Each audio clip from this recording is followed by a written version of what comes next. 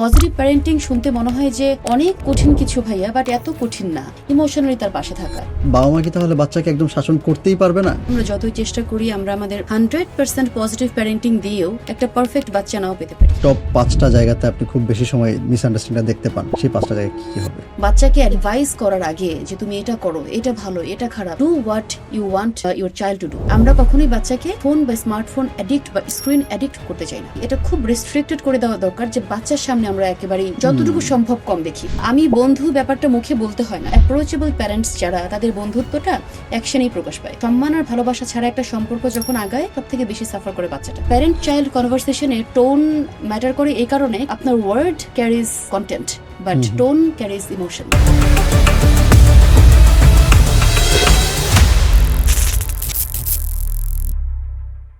আসসালামু আলাইকুম everyone, welcome to another episode of Power podium.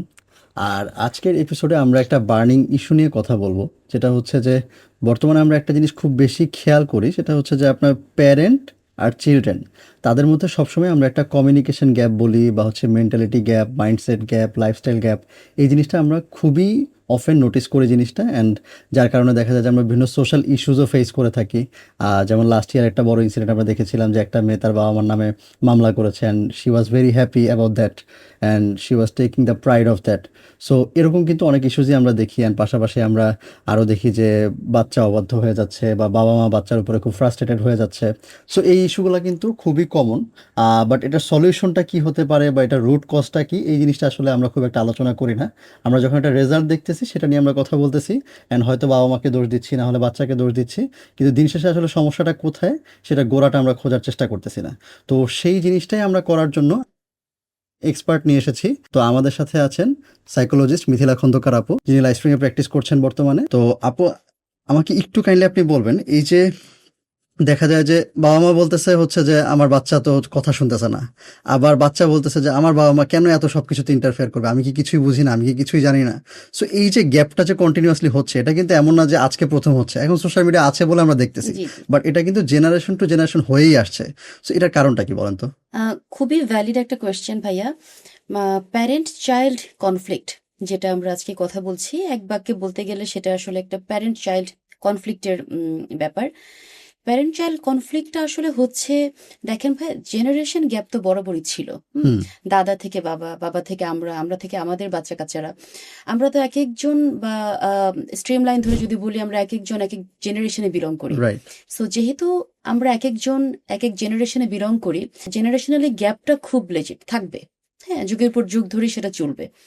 কিন্তু আমার যেটা মনে হয়, আমি আমার প্রফেশনাল মানে পার্সপেক্টিভ থেকে যদি বলি বা অবজারভেশন থেকে যদি বলি, কোর ইস্যু বা প্রবলেমটা আসলে জেনারেশনাল গ্যাপ না, এটা হচ্ছে communication gap with a huge emotional disconnection. Okay. এটা আমার কাছে মনে হয়েছে যে জেনারেশন গ্যাপ তো খুব লেজিট একটা ব্যাপার, এটা থাকবে, এটা সত্যি। জেনারেশন বাই জেনারেশন আমাদের ভ্যালুস চেঞ্জ হয়, আমাদের এক্সপোজার চেঞ্জ হয়, লাইফস্টাইল চেঞ্জ হয়, তাই না?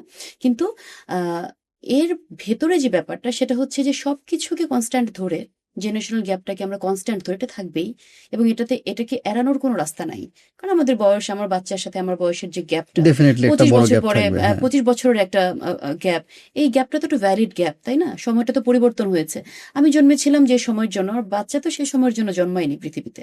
সো জেনারেশনাল গ্যাপের কথাটা বলছি না, এটা থাকবে কনস্ট্যান্ট। বাট এই কনফ্লিক্টটার পিছনে যেটা আছে, সেটা হচ্ছে communication gap with a huge লেভেলের ইমোশনাল ডিসকানেকশন। ঠিক আছে, আমার বাচ্চাকে আমি ইমোশনালি কোথায় যেন বুঝতে পারছি না। হ্যাঁ, আমি অনেক ইনস্ট্রাকশন দিচ্ছি, অনেক বেশি, অফকোর্স আমি ভালো চাই আমার সন্তানের, আমার আমার মতো করে আমার সন্তানকে কেউ ভালোবাসবে না, কিন্তু the way I communicate with them, এই জায়গাটাতে কোথায় যেন একটা মিসম্যাচ রয়ে গেছে। অ্যাট দ্য সেম টাইম বাচ্চার কাছেও, বাচ্চাও কোথায় যেন একটা অ্যাপ্রোচেবল ফিল করছে না।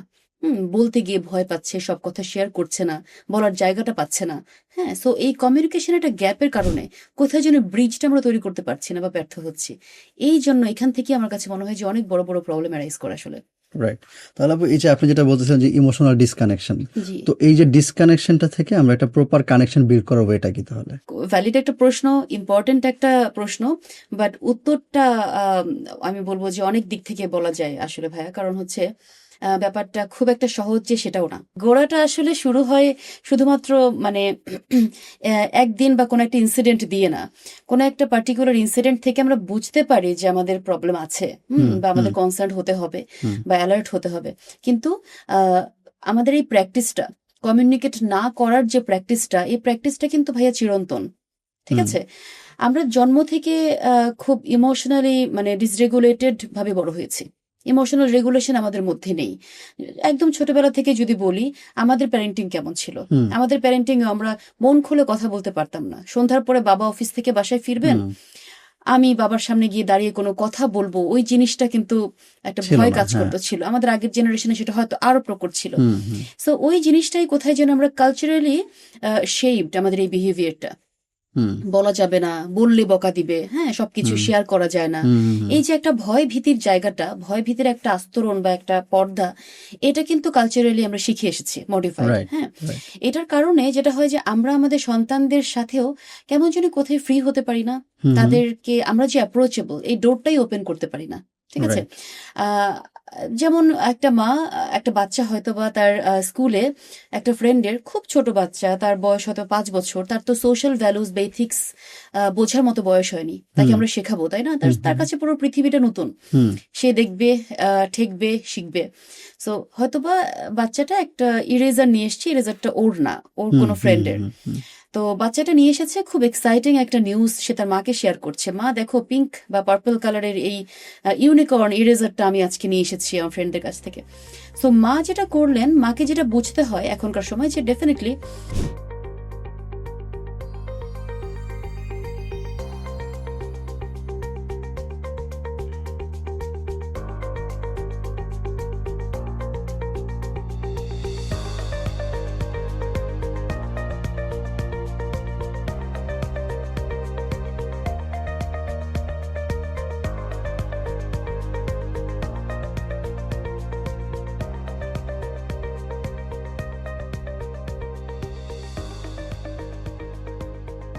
এটা একটা ভুল বিহেভিয়ার। কাজটা আমরা প্রমোট করতে চাই না বা অ্যাপ্রিসিয়েট করতে চাই না। আমার সন্তান অন্য কারো কিছু না বলে নিয়ে আসবে, এটাকে আমি প্রমোট করব না। বাট বাচ্চাকে এটা বুঝতে দেওয়া যে কাজটা ভুল, without giving her guilt trip. Punishment একটা ব্যাপার, বাট তাকে গিল্টি ফিল না করিয়ে, ব্যাপারটা যে খারাপ, ব্যাপারটাকে আমরা অ্যাপ্রিসিয়েট করছি না, পছন্দ করছি না, ব্যাক কথায় এটাকে আমরা প্রমোট করব না, উচিত না, এই ফিলটা আমরা দিতে পারি না। আমি বলবো 90% মা আমাদের সোসাইটিতে হতে পারে তার ইমোশনাল ডিসরেগুলেশনের কারণে, তার কোনো মেন্টাল স্ট্রেস সে চ্যানেল করতে পারছে না, সে কারণে হতে পারে নিজেদের অনেক অ্যাঙ্গার ইস্যুস বা স্ট্রেস আমরা বাচ্চাদের মধ্যে চ্যানেল করে দিই। আসবো টপিক বাই টপিক। সো সেই কারণে হতে পারে বাচ্চা যখন এসে দেখাচ্ছে, আমি তখন তাকে একটা থাপ্পড় লাগিয়ে দিচ্ছি বা জোরে চিৎকার দিয়ে ফেলছি, হ্যাঁ, তোমার কত বড় সাহস, তুমি, হ্যাঁ, এটা তো তুমি চুরি করে এনেছো, তাকে লেবেলিং করে দিচ্ছি।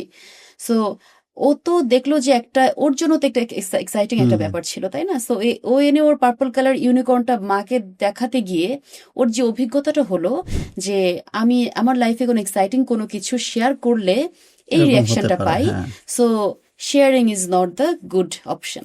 ঠিক আছে, শেয়ার করা যাবে না।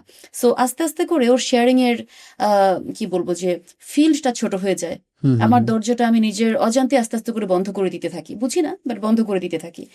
এই বাচ্চাটা যখন আস্তে আস্তে একটু বড় হবে এবং এভাবেই তার উপর দিয়ে এই সেম বিহেভিয়ারটা আমি কন্টিনিউ করব, একদিন বাচ্চা প্রচুর হয়তো বা ঝগড়া, মানে মন খারাপ করে এসেছে, স্কুলে মার্ক কম পেয়েছে, ওর তো মাথায় এগুলো থাকবে যে একদিন হয়তো বা 100-র মধ্যে সে 70 পেয়েছে। আমি তাকে পজিটিভলি 70 তো পেয়েছে, ওই 70 যে সে পেলো, সে যে কষ্ট করেছে, পড়াশোনা করেছে, এক্সামে অ্যাটেন্ড করেছে, তার জন্য কোনো অ্যাপ্রিসিয়েশন না করে, তার জন্য কোনো পজিটিভ একটা কি বলবো, যে রেইনফোর্সমেন্টের ব্যবস্থা না করে, তাকে একটু ভালো দুটো কথা না বলে, আমি যদি তুমি বাকি 30 মার্কের সমস্যা কোথায়, ওখানে কেন পেলে না, এবং এখানে আরো ফ্রিতে আমরা তো অনেক কম্পারিজনও করে ফেলি, হ্যাঁ, যে কোন চালের ভাত খায় তুমি কি ও অন্য কোন চালের চালের ভাত ভাত খাও খায়, কিনা। তুমি খাও, তোমাকে হুম খাওয়াচ্ছি না। হুম হুম হ্যাঁ, ওর জন্য তোমার জন্য কি করি না, যেটা হুম ওর বাবা মা ওর জন্য করছে, হুম তোমার হুম বন্ধু হুম এবিসিডি আর অনেক, ইভেন অনেক বাবা মা তো নিজেদের অন্য বাচ্চার সাথেও, মানে তার কম্পারিজন সিবলিং করে। এর সাথেই কম্পেয়ার করে।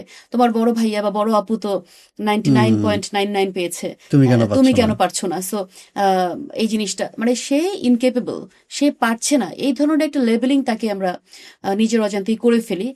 তো এই জায়গাটা থেকে বাচ্চাদের যখন এক্সপিরিয়েন্স গুলো হয় না, তখন বাচ্চারা আস্তে আস্তে ইমোশনালি ডিসকানেক্ট করা শুরু করে বাবা মার সাথে।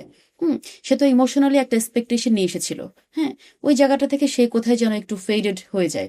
তার সে আর চায় না, ইচ্ছে হুম করে না তার আর হুম হুম এরপরে এই অভিজ্ঞতাগুলোর পরে একবার ইরেজার, হ্যাঁ ক্লাস কেজি ওয়ানে ইরেজার ঘটনা, ক্লাস ওয়ানে তার এই ম্যাথসে 70 পাওয়ার ঘটনা, এরপরে গ্রেড 4 বা 5-এ যখন সে কোনো একটা বন্ধুর সাথে কোনো একটা কনফ্লিক্ট হলো বা যে কোনো একটা ইস্যু হলো যেটা আসলে সত্যিই প্যারেন্টাল নজরদারি প্রয়োজন, সে যদি তখন এসে তার বাবা কিংবা মাকে বলতে না পারে, বলতে পারছে না, কোথায় যেন আটকে যাচ্ছে, ওই দায়ভারটা আসলে কার? হুম, এই দায়ভারটা কি আমাদের উপরে যায় না? আমরাই তো অবশ্যই। আসলে আস্তে আস্তে করে দরজাটা ক্লোজ করেছি, হুম তাই না? হুম ডোর ক্লোজিং এর তো ব্যাপারটা, এই জিনিসটা, এই ব্যাপারটা আমাদের বুঝতে হবে এবং স্বীকার করতে হবে। অ্যাকনলেজমেন্টটা নাই কোথায় যেন, রাইট। ঠিক আছে? হুম বুঝতেই পারছি না যে কোথায় আমাদের ভুলটা হয়ে যাচ্ছে। হুম, সো এই আর কি, আস্তে আস্তে করে বিল্ড করতে হবে। পজিটিভ প্যারেন্টিং শুনতে মনে হয় যে অনেক কঠিন কিছু ভাইয়া, বাট এত কঠিন না। হুম হুম জাস্ট হুম বাচ্চার পাশে থাকা, জাস্ট প্রেজেন্ট থাকা, শুধুমাত্র রাইট খাওয়ানো গোসল করানো এটা না, ইমোশনালি তার পাশে থাকা, রাইট। ওপেন থাকা, এই তার কাছে ওপেননেসটা তৈরি করার অ্যাপ্রোচেবল জায়গা, থাকা। অ্যাপ্রোচেবল থাকা। জি। রাইট। সো আপু, আপনি যেটা বললেন যে অ্যাপ্রোচেবল যে বিষয়টা, যে ওরা যাই বলুক সেটাকে আমরা ডিরেক্টলি একটা কোনো নেগেটিভ কনফ্রন্টেশনে না গিয়ে আমরা ওকে হচ্ছে জিনিসটা বোঝায় বলা বা ওকে ফিল করানো যেটা আসলে আমরা পছন্দ করছি না, সো ওই কাজটা তুমি আর করবা না। এখন এখানে আপু যেটা প্রবলেম আবার আমরা দেখতেছি যে বাচ্চা কাচ্চার মধ্যে কিন্তু এখন ওই যে মেন্টাল হেলথ নিয়ে আসলে খুব কনসার্ন বেড়ে গেছে। অ্যান্ড বেড়ে যাওয়ার কারণে যেটা হচ্ছে, ধরেন যে আগে আমাদের কি হইতো আপু, যে আমরা হচ্ছে পড়াশোনা না পারলে বা রেজাল্ট খারাপ করলে আমাদেরকে একদম উড়াধুরা মাইর দিত। এখন মাইর দিত, এখন মাইর দিলে আমরা কিন্তু ওটাকে মাইর হিসেবেই দেখতাম, আমরা কিন্তু ওটাকে ইনসাল্ট হিসেবে দেখতাম না, যে আচ্ছা আমাকে এভাবে অপমান করলো, হুম আমি তো মেন্টালি খুব ডিস্টার্ব হয়ে হুম যাচ্ছি, হুম এখন হুম আমি হুম খুব হুম হুম। স্ট্রেস ফিল করতেছি, আমি এখন ডিপ্রেশনে চলে এই যাব। শব্দগুলোই তো জানতাম না হ্যাঁ, ভাই আমরা। আমি এখন ডিপ্রেশনে চলে যাব, ডিপ্রেশন করলে আমার কি করতে হবে, আমাকে হয় ঘর থেকে বেরোয় যেতে হবে, আর নাইলে আমাকে I have to go otherwise. So এখন এই যে জিনিসটা যে আপু এস্টাবলিশ হয়ে গেছে, এটা কিন্তু আপু আমি কোনো গল্প বললাম না, এটা হুম কিন্তু হুম একদম হুম হুম। Reality. And to be very honest, এই যে এসএসসি এইচএসসি রেজাল্ট বলেন, এই যে সামনে এসএসসি পরীক্ষা চলতেছে এখন, এটা হুম নিয়ে হুম। আমি সামনে কথা বলবো। জি জি তো জি। এই রেজাল্টগুলো নিয়ে, এগুলো নিয়ে কিন্তু আমরা খুবই কনসার্ন থাকতাম। টু বি ভেরি অনেস্ট, মানে আমি যদি আমার একটা এক্সাম্পল দিই, যে এখনো ধরেন যে আমার কোনো যদি কঠিন কোনো টাস্ক আছে আমার কাছে, অথবা কোনো প্রজেক্টের মধ্যে আমি আছি যেটা খুব চ্যালেঞ্জিং বা খুব প্রবলেম হচ্ছে, আমি রাতে ঘুমালে আমি স্বপ্নে দেখেছি আমি এইচএসসি পরীক্ষা দিতে বসছি, আমি কিছু পারতেছি না। কি ট্রমাটার ভিতর দিয়ে গিয়েছে একটা চিন্তা করেন সময় আপু, আমরা। হ্যাঁ, হুম হুম এখন তখন যদি আমি চিন্তা করতাম যে আমার তো মেন্টালি আমাকে এরকম প্যারা দিচ্ছে, তাহলে তো আমি এখন ডিপ্রেস, তাহলে তো আমার সুইসাইড করা উচিত, হুম তাহলে কিন্তু আমি হয়তো বা এখানে আপনার সামনে বসে থাকতাম না। হুম।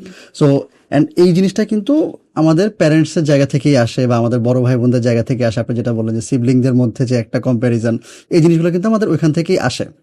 সো এখন আপু, আমার যেটা পয়েন্ট সেটা হচ্ছে যে বাবা মা কি তাহলে বাচ্চাকে একদম শাসন করতেই পারবে না, বা যদি করতে পারে তাহলে আসলে কিভাবে করলে সেটা ঠিকভাবে করা হবে আর কি? এখানে যদি বলতে যাই ভাইয়া, আমাদের উদ্দেশ্য হচ্ছে একটা সুস্থ, স্বাভাবিক, নৈতিকতা বোধ সম্পন্ন হ্যাপি চাইল্ড। ঠিক আছে? আমরা যদি এরকম একটা বাচ্চাকে মানুষ করতে যাই, সবার আগে যে কথাটা আমাদের মাথায় রাখতে হবে যে আমরা যতই চেষ্টা করি ভাইয়া, আমরা যতই চেষ্টা করি, আমরা আমাদের 100% পজিটিভ প্যারেন্টিং দিয়েও একটা পারফেক্ট বাচ্চা নাও পেতে পারি। ঠিক আছে? নাথিং কিছু, is perfect. Nothing is perfect. একদম 100% আমরা যেরকমটা চাই সেরকম ভাবে এরকম পারফেক্ট একটা বাচ্চা হয়তো বা আমার 100% দিয়েও আমি নাও পেতে পারি। ঠিক আছে? কিছুটা আমার লাক, কিছুটা কপালের ব্যাপারও আছে, রিজিকের ব্যাপারও আছে। কিন্তু সাইকোলজিতে বিহেভিয়ারাল শেপিং বা বিহেভিয়ারাল মডিফিকেশন নিয়ে যেটা বলা হয়, সেখানে দুটো জিনিস খুব ইম্পর্ট্যান্ট ভাবে কাজ করে। একটা হচ্ছে পজিটিভ রেইনফোর্সমেন্ট, আর একটা হচ্ছে পানিশমেন্ট। হুম। দুটোই ইম্পর্ট্যান্ট, জি। দুটোই দরকার আছে। ঠিক আছে?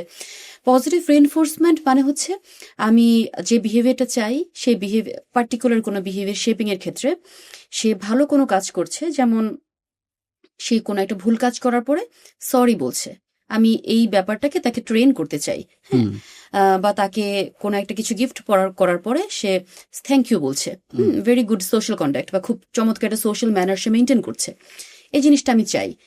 এটার জন্য পজিটিভ রেনফোর্সমেন্ট মানে হচ্ছে গিয়ে তাকে কমপ্লিমেন্ট দেওয়া, বা তাকে কোনো ভার্বালি বা নন ভার্বালি তাকে বোঝানো যে হি or she is doing good, and I hmm appreciate that, ঠিক আছে? আমি তাকে ছোটখাটো কোনো গিফট দিয়ে, চকলেট বা এগুলো দিয়েও আমি তাকে বোঝাতে পারি যে তার এই বিহেভিয়ারটা appropriate, I hmm like that, এবং হুম এই হুম বিহেভিয়ারটা একটা পজিটিভ বিহেভিয়ার, ঠিক হুম আছে? এটাকে সামনে সে ক্যারি রিপিট ফরওয়ার্ড করতে করা পারে, যেতে পারে, হ্যাঁ। রিপিট করবে, এই জিনিসটা। এটাকে বলছি পজিটিভ রেনফোর্সমেন্ট, কোনো একটা পুরস্কার, তাকে পুরস্কৃত করা, রিওয়ার্ড দেওয়া, ঠিক আছে? আর কোনো কোনো বিহেভিয়ার আমরা আমরা চাব, বাচ্চারা তো সবকিছু বুঝে করবে না ভাইয়া, ঠিক আছে? কোনো একটা কিছু হয়তো বা করে ফেলবে যেটা ভুল, যেটা সম্পর্কে সে জানে না, সেটা কোনো ওয়ার্ল্ডটাকে এক্সপ্লোর করছে। সো ওই সময়টাতে বাচ্চা যখন করতে করতে, বলতে বলতে কিছু একটা ভুল করে ফেলে, ভুল বলে ফেলে ম্যানারের দিক থেকে বা সোশ্যালি চলতে ফিরতে, সো ওই সময় আমরা যখন তাকে প্রিভেন্ট করতে যাই কোনো কিছুতে, যে পার্টিকুলার কোনো একটা কথা সে বলবে না, কোনো একটা কাজ সে করবে না, রিপিটেডলি সে একই কাজ করছে, বন্ধুকে মারছে হুম হুম হুম বা এগ্রেশন শো করছে, হুম হ্যাঁ, হুম ভায়োলেন্স শো করছে, আমরা সেটা চাই না। ডিসরেসপেক্টফুল ওয়েতে ট্রিট করছে হয়তো বা তার সিবলিংকে অথবা তার ফ্যামিলি মেম্বার্সকে, যেটা অ্যাপ্রোপ্রিয়েট না, হুম যেটা মানে সোশ্যালি অ্যাপ্রুভড না, বা আমরা থামাতে চাই না হবে আমাদের আমাদের এটা। বাচ্চারা এরকম হোক। তখন তাকে আহ, না, প্রথমে বুঝিয়ে যদি আমরা কাজ না করতে পারি, যে ভার্বালি তাকে বলে, অথরিটেটিভ প্যারেন্টিং এ যেটা হয় আসলে, তাকে খুব সুন্দর করে বুঝিয়ে, অনেক সময় সেটা হয় না। তো আমরা যখন বিহেভিয়ার মডিফিকেশনটা এই ওয়েতে করতে না পারছি, পজিটিভলি তাকে বুঝিয়ে করতে না পারছি, তখন পানিশমেন্টে যেতে হয় আমাদেরকে। হুম হুম হুম পানিশমেন্ট মানে কি, আমরা কখনোই কর্পোরাল পানিশমেন্ট বা ফিজিক্যাল অ্যাসল্ট, যেটা মারামারি করা, এটাকে প্রমোট করছি না কখনোই। সাইকোলজিতে এটা খুব ড্যামেজিং একটা ইম্প্যাক্ট ফেলে বাচ্চার মেন্টাল হেলথের উপরে, এটা বলবো না। বাট পানিশমেন্ট ইজ নেসেসারি, হুম যে কোনো ধরনের পানিশমেন্ট, ঠিক আছে? যে কোনো কিছু, যেমন ফর এক্সাম্পল আমাদের থর্নডাইকে আমরা মানে সাইকোলজিতে যখন পড়েছি, যে ইঁদুর দিয়ে গবেষণা করা হতো হুম একটা হুম হুম সময়, হুম যে বিহেভিয়ারাল মডিফিকেশনে পানিশমেন্টের ভূমিকা আসলে কি, হ্যাঁ। হুম হুম তখন আমরা দেখেছি যে একটা মেজের মধ্যে একটা র্যাট বা ইঁদুরকে ছেড়ে দেওয়া হয়েছে। তো মেজটা থেকে বের হবে সে, হ্যাঁ। হুম হুম সে যখন যাচ্ছে যাচ্ছে একটা জায়গায় হয়তো বা আহ, ওটা তার যাওয়ার রাস্তা না, হ্যাঁ, হুম ওখানে গিয়ে একটা ইলেকট্রিক শকের ব্যবস্থা করা আছে। হুম ইলেকট্রিক শক যদি একবার সে খায়, সেকেন্ড টাইম সে ওই রাস্তাটা যাচ্ছে না, হুম সে হুম ঘুরে কিন্তু অন্য দিক দিয়ে যাচ্ছে। যতবার সে ওদিকে যাচ্ছে, যখনই দেখতেছে লাল লাইটটা জ্বলছে, তার হুম মানে ওখানে একবার গিয়েছিল সে, ইলেকট্রিক শক একবার তার এক্সপিরিয়েন্স করা হয়ে গেছে, তার মানে ওই রাস্তায় সে আর যাচ্ছে না। হুম তো এই জিনিসটা আমরা মানে এক্সপেরিমেন্টাল বেসিসে ইউজ করেছে, বা বিজ্ঞানীরা বহুত আগে করেছেন, মনোবিজ্ঞানীরা। সো পানিশমেন্ট আমাদের মানুষদের ক্ষেত্রেও খাটে, ঠিক হুম আছে? হুম হুম বিহেভিয়ারাল মডিফিকেশনে পজিটিভ রেনফোর্সমেন্টের পাশাপাশি পানিশমেন্ট অনেক বড় ভূমিকা পালন করে। কথা হচ্ছে পানিশমেন্ট কি, কর্পোরাল পানিশমেন্ট তো দেওয়া যাবে না, মারধর তো করবো না আমরা। তাহলে কি, তাহলে হচ্ছে আমরা এটাকে বলি নেগেটিভ রেনফোর্সমেন্ট। হুম নেগেটিভ হুম রেনফোর্সমেন্টের জায়গা হচ্ছে সে যে জিনিসগুলো পছন্দ করে, হুম তার পছন্দের তালিকা থেকে কিছু একটা সরিয়ে ফেলা, ঠিক আছে? যেমন যেমন যেমন হচ্ছে সে প্রত্যেক দিন স্কুল থেকে এসে 1 ঘন্টা টিভি দেখে, হুম ঠিক আছে? 1 ঘন্টা টিভি দেখতে পছন্দ করে, বা তার হুম ট্যাব দেখে। হুম আমি তাকে পার্টিকুলার একটা বিহেভিয়ার মডিফাই করতে চাই, হুম যে সে কেন বারবার মিথ্যে বলছে, বা সে কেন চিৎকার করে একটা কিছু একটা হলেই চিৎকার করে একটা অবজেক্ট ভেঙে ফেলছে, তার এই ভায়োলেন্সটা আমি কন্ট্রোল করতে চাই। তাকে আমি অনেকবার বলেছি, সে আমার কথা শোনেনি। বাট আজকে আমি খুব স্ট্রিক্টলি তাকে বলছি যে তুমি আজকে এই যে পার্টিকুলার এই কাজটা করেছো, এই যে গ্লাসটা তুমি চিৎকার করে ভেঙে ফেললে, বা তোমার এই পেন্সিল বক্সটা তুমি ছুঁড়ে মারলে, এইটা আমি পছন্দ করছি না। তোমাকে অনেকবার বলা হয়েছে, বাট তুমি তো কথা শোনোনি, so I am going to giving you punishment. তোমাকে হুম এটার জন্য আমাকে পানিশ করবো আমি, হুম ঠিক হুম আছে? হুম করে কি হচ্ছে পানিশমেন্টটা, যে তুমি প্রত্যেকদিন স্কুল থেকে আসার পর আফটার লাঞ্চ তুমি 1 ঘন্টা কার্টুন দেখতে, এই হুম 1 ঘন্টা কার্টুন দেখাতে আজকে তোমার বন্ধ, হুম ঠিক আছে? আচ্ছা, ও সবসময় যেটা পেয়ে অভ্যস্ত, যেটা সবসময় ওর মানে একটা রুটিন। কনসিস্টেন্ট রুটিনের মধ্যে বিলং করতো, সেই জিনিসটা যখন নিয়ে নিচ্ছে ওর কাছ থেকে, এটা ওকে একটা ইরিটেশন দেবে। হুম ওই ইরিটেশনটা ওর জন্য একটা পানিশমেন্ট, আচ্ছা, ঠিক আছে? এখন পানিশমেন্ট দেওয়ার বেলায় একটা বিষয় আমি খুব করে বলতে চাই। একটা না, দুটো ব্যাপার এখানে। সেটা হচ্ছে punishment is necessary hmm sometimes ভাই, হুম যখন হুম আমার বিহেভিয়ার মডিফিকেশনে পজিটিভ রেনফোর্সমেন্ট কাজ করছে না, বা আমি তাকে বুঝিয়ে অথরিটেটিভ প্যারেন্টিং এর যে পার্টটা পারছি না, এবং বিহেভিয়ারটা মডিফাই করা আসলেই প্রয়োজন। হুম হতে হুম পারে সেটা অন্যের জন্য ক্ষতিকর হচ্ছে, সেটা পরে ওর নিজের জন্য ক্ষতিকর হচ্ছে, এবং সেটা এখন আর লাইটলি নেওয়ার মতন কোনো অবস্থা নেই, মানে চেঞ্জ করতে হবে তার বিহেভিয়ারটা। তখন পানিশমেন্ট যেহেতু দিতে হবে, দুইটা জিনিস মাথায় রাখা খুব প্রয়োজন। এক হচ্ছে punishment should be very immediate, hmm punishment should be very immediate, এই ইমিডিয়েসিটা দরকার। আর হচ্ছে আমি কেন তাকে পানিশমেন্ট দিচ্ছি, এটা তাকে পরিষ্কার করে বোঝানোটাও প্রয়োজন। এখন ওকে। আমার ছেলে মিথ্যা কথা বলেছে গত শুক্রবার দুপুর 2:10 আমি তাকে পানিশমেন্ট দিলাম। তারপরে রবিবারে গিয়ে বিকেল 5টার সময় হুম ওর হুম তো আউট অফ নোহেরও বুঝতেছেই না যে কি কারণে পানিশড হলো। হুম একটা হুম থাপ্পড় খেয়ে জাস্ট কি হলো এটা আমার সাথে। বা আজকে আমি প্রত্যেকদিন কার্টুন দেখে আজকে কেন কার্টুন দেখা, ওর তো কোনো ক্লু নাই, হুম হুম ক্লুলেস হুম হয়ে বসে আছে। বিহেভিয়ারটা মডিফাই করবে কিভাবে? ও তো জানে না কেন পানিশড, তাই না?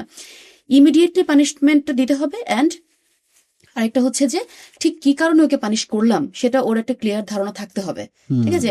আদারওয়াইজ ওর বিহেভিয়ারাল মডিফিকেশনটা হবে না, ঠিক আছে? আমি হয়তো বা ইমিডিয়েটলি ওকে বললাম, ও হয়তো বা একসাথে কয়েকটা কাজ করেছে, ভালো করেছে মন্দ করেছে সবকিছুই, বাট আমি আউট অফ নোভেয়ার ওকে জাস্ট একটা পানিশমেন্ট দিয়ে দিলাম, ঠিক হুম আছে? হুম হুম তো ওকে বুঝতে হবে যে পার্টিকুলার এই কাজটার জন্য আজকে আমি আমার পেন্সিল বক্সটা জোরে করে ছুঁড়ে মেরেছি, হুম হুম এই হুম বিহেভিয়ারটা অ্যাপ্রোপ্রিয়েট না, এই কারণে মা আমাকে 1 ঘন্টা কার্টুন দেখতে দেয়নি, ঠিক আছে? এই জিনিসটা যখন ওর মাথায় কাজ করবে, এই পানিশমেন্ট তো কি ইরিটেশন দেয়, ডেফিনেটলি বাচ্চাটা ইরিটেশনকে অ্যাভয়েড করতে চাইবে, তাই না? তার মানে কি বিহেভিয়ারটাকে মডিফাই করার একটা সুযোগ সে পাবে, ঠিক আছে? এর পরের দিন, তারপরের দিন, এরকম করে কিছুদিন কন্টিনিউ করলে হুম এটা মানে মোরলেস মোটামুটি একটুখানি রেকটিফাই করে। এবং এখানে আরেকটা কথা বলা যে পানিশমেন্টের অনেক রুলস আছে, বিহেভিয়ারাল থেরাপিস্টরা এগুলো অনেক লিস্ট দাঁড় করিয়ে দিতে পারবে ভাইয়া, যারা বাচ্চাদের নিয়ে কাজ করছেন, যারা টিনেজ নিয়ে কাজ করছেন। সো পানিশমেন্ট এর বেসিক যে ব্যাপারটা দুটো বললাম, একটা হচ্ছে গিয়ে আপনার immediacy, punishment has to be very immediate, এবং ক্লিয়ার থাকতে হবে যে আমি কেন পানিশড হচ্ছি। আপু, আপনি তো ইউজুয়ালি এরকম অনেক ক্লায়েন্ট হ্যান্ডেল করেন, অনেক ক্লায়েন্ট ডিল করেন।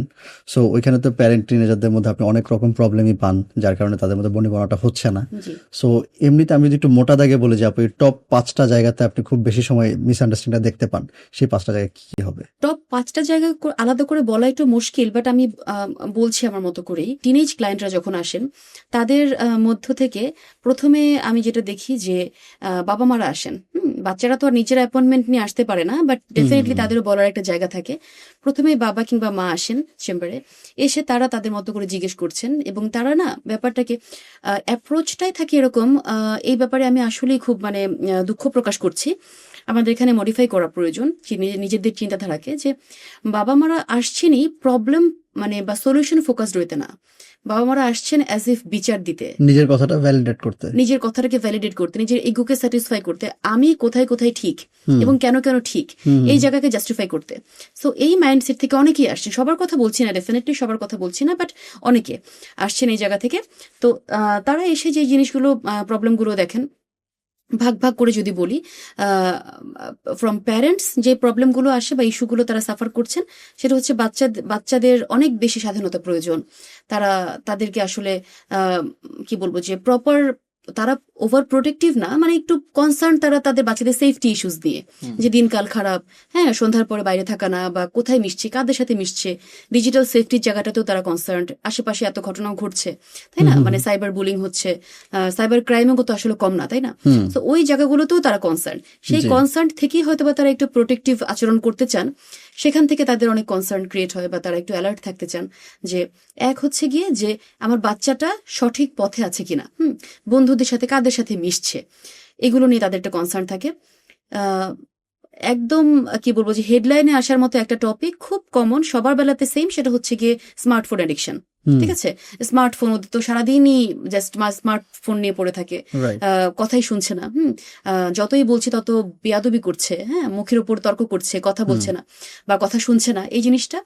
এবং অনেকে বলে থাকেন যে একেবারেই বাচ্চাটা এতদিন একরকম ছিল, বা যত বড় হচ্ছে, টিনেজে যখন পা দিচ্ছে, নিজের মতো থাকতে চায়, একসাথে ডাইনিং টেবিলে ডিনার করতে আসে না, নিজের মতো থাকতে পছন্দ করে, ফ্যামিলি মেম্বারসদের কোনো গেট টুগেদার হলে সেখানে যাচ্ছে না, কোনো দাওয়াতে যেতে চায় না, নিজের মতো রুম বন্ধ করে এক ঘরে রাখার একটা প্রবণতা, ঠিক আছে? একদম নিজের একটা ওয়ার্ল্ড ক্রিয়েট করে নিজের একটা নিয়েছে। জগৎ তৈরি করে থাকছে, আইসোলেটেড ওয়ার্ল্ডে থাকছে। এইগুলোই মূলত আমাকে বলেন আর কি। খুব রেয়ার কেসে ভায়োলেন্সটাও আছে, অতিরিক্ত অ্যাগ্রেসিভ বা অ্যাগ্রেশনটাও আছে, but rare case. Common case বলতে এগুলাই। আবার যখন বাচ্চা ঢুকছে, ধরেন টিনেজার বাচ্চা, ছেলে বা মেয়েটা যখন আসছে, তখন মা তো বাইরে, বাচ্চাটা চেম্বারের ভিতরে, সে বলছেন যে বাবা কিংবা মা তো আমাকে বোঝেনি না, কিছু একটা তাদেরকে বলবো, তাদের কাছে আমার ফোন থাকলেই মনে হয় যে আমি ফোনে কারোর সাথে কথা বলছি, ফোন থাকলেই মনে হয় এটা একটা শয়তানের বাক্স, এই কথাটাই বলেছে আমাকে, যে ফোনের ভেতরে সবকিছু আছে যেটা আমার জন্য খুব ক্ষতিকর। আন্টি, আমি কি ফোন পড়াশোনার জন্য ইউজ করবো না?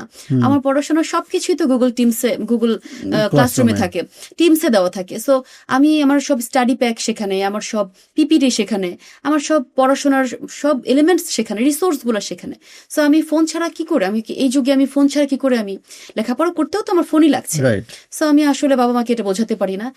আমার হাতে ফোন থাকলেই তারা মনে করছেন যে আমি কোথাও না কোথাও ইনভলভ, কারোর সাথে কথা বলছি। এটা যে আমার দরকারি একটা মানে ডিভাইস, এটা তারা মানতে পারছেন না এটা। এবং এখান থেকে আরেকটা বিষয় কাজ করে, সেটা হচ্ছে যে তারা মনে করেন, বাচ্চারা মনে করেন যে বাবা মা তাদেরকে বিশ্বাস করছেন না, তারা প্রপারলি ট্রাস্ট ওর্দিনেসটা গেইন করতে পারেননি। আমাকে কি বিশ্বাস করছে না? আমি হয়তো বা বন্ধুদের সাথে একটু কথা বলছি, বাবা মা একটু পরপর ফোন দিচ্ছে, বা আমি যেখানেই যাচ্ছি সেখানেই পারলে মনিটর করছেন, কোথায় আছো, কখন আসবে, ভিডিও কল অন করো। এই যে এই কন্ট্রোলিং টেন্ডেন্সিটা আছে। সো বাচ্চা কাচ্চারা একটু বেশি ব্যাপারটাতে একটু দেখেন, এই বয়সী বাচ্চারা যারা টিনেজ, ওদের দরকার একটা অটোনমি, ওরা একটা ইন্ডিপেন্ডেন্স চায়, ঠিক আছে? এট দ্য সেম টাইম ক্ল্যাশটা বা কনফ্লিক্টটা কোথায় হচ্ছে, এই বয়সটাই হচ্ছে একটুখানি ইন্ডিপেন্ডেন্স প্র্যাকটিস করার, এই বয়সটাই অটোনমি প্র্যাকটিস করার, ঠিক আছে? এটাতে আমি অ্যাবনর্মাল কিছু বলছি না। At the same time conflict arise করে তখনই যখন বাবা মা তখন এটাকে কন্ট্রোল করতে চান, ঠিক আছে? বাবা মারা চান কন্ট্রোল, বাবা মারা অতিরিক্ত কন্ট্রোল ফ্রিক, ওদেরকে বাচ্চা চায় অটোনমি। এই জায়গাতে আমাদের মেইনলি মানে কনফ্লিক্ট অ্যারাইজ করে। হ্যাঁ।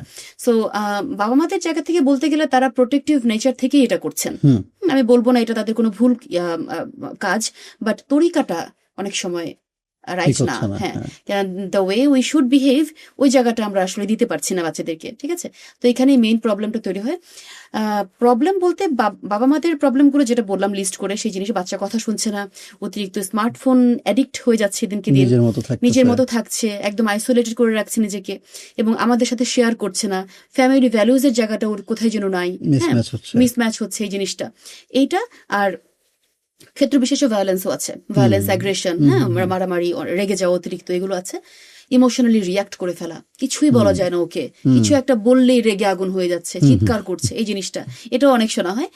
আর বাচ্চাদের জায়গা থেকে যদি বলি, টিনেজ কিডসদের মানে বাচ্চাদের বেলা, অ্যাডোলেসেন্টদের বেলাতে, তারা বলছেন যে আমরা কি বিশ্বাসযোগ্য না, আমাদেরকে এতটুকু বিশ্বাস করা যাচ্ছে না, ছোট থেকে ছোট কিছুতে সারাক্ষণ শুধু কন্ট্রোল আর কন্ট্রোল, আমাদের তো স্পেস নাই, আমাদের লাইফে কোনো প্রাইভেসি নাই, ঠিক আছে? মনে হচ্ছে সবসময় সিসিটিভি ক্যামেরা আমাদেরকে ফলো করছে।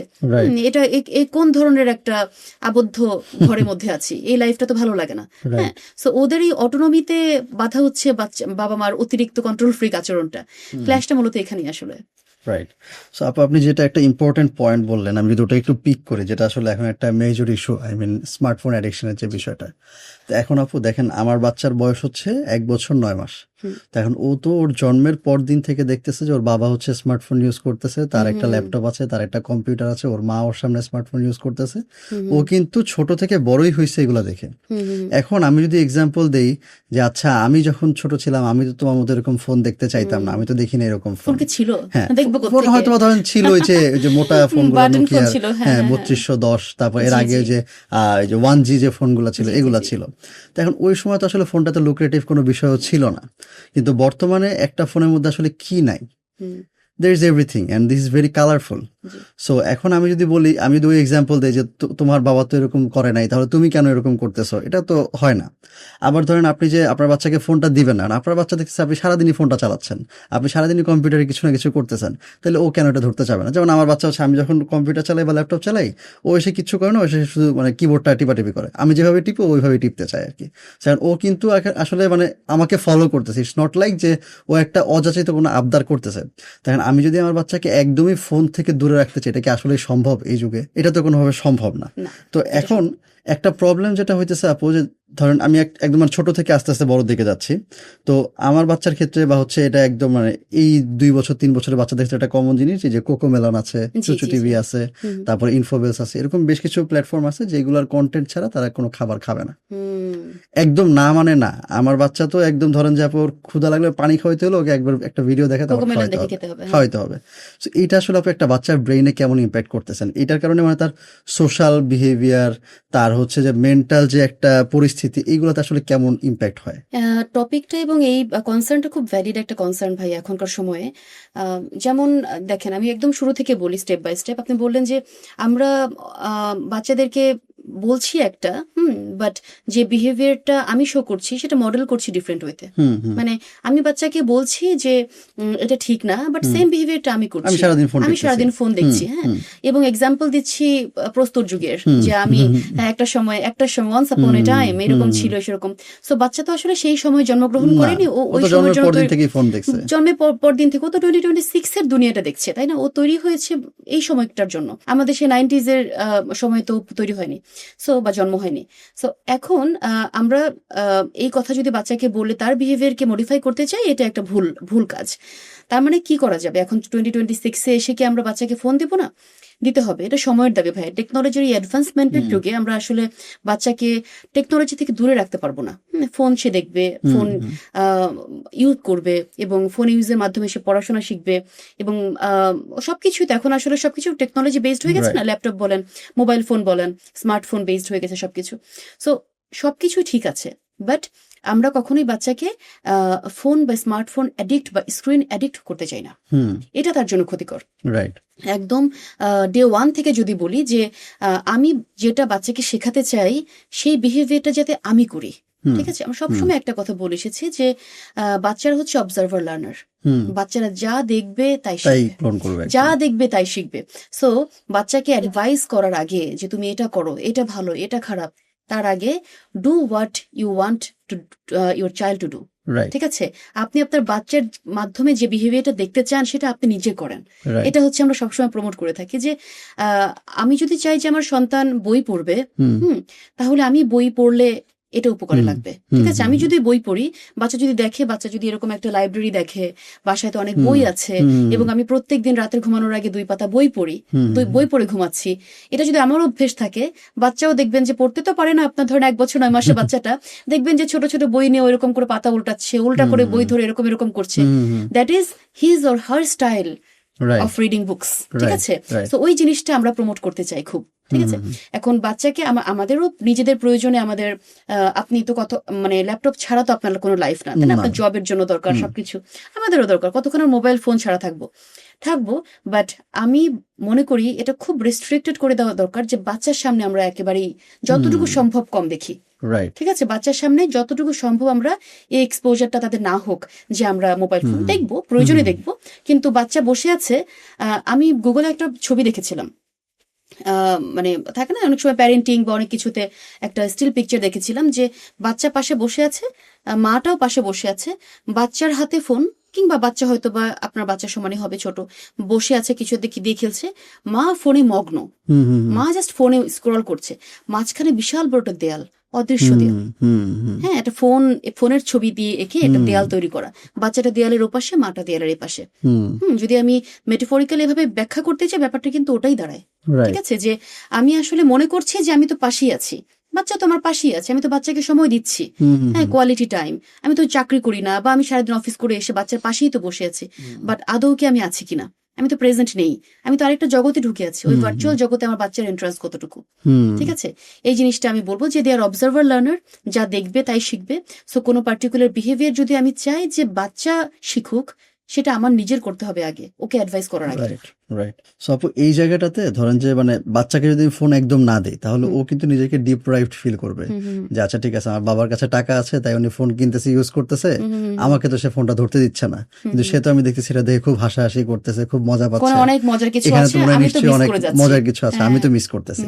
সো তাহলে তার মানে এটা তো আর করা যাবে না, বাচ্চাকে তো ফোন আমার দিতে হবে, আমি হয়তো লিমিটেড টাইমের জন্য দিচ্ছি, এবং হয়তোবা আমি তার ব্রাউজিং এর যে জায়গাগুলো আছে সেখানে আমি রেস্ট্রিকশন দিতে পারি, যেমন ধরেন প্যারেন্টাল কন্ট্রোলের যে বিভিন্ন অ্যাপগুলো এখন আছে, ফর এক্সাম্পল আপনার গুগলের একটা আছে, তারপরে আমরা আকিজ রিসোর্স থেকে আমরা একটা এস্টাবলিশ করেছি রিসেন্টলি, ফ্যামিলি গার্ড নাম।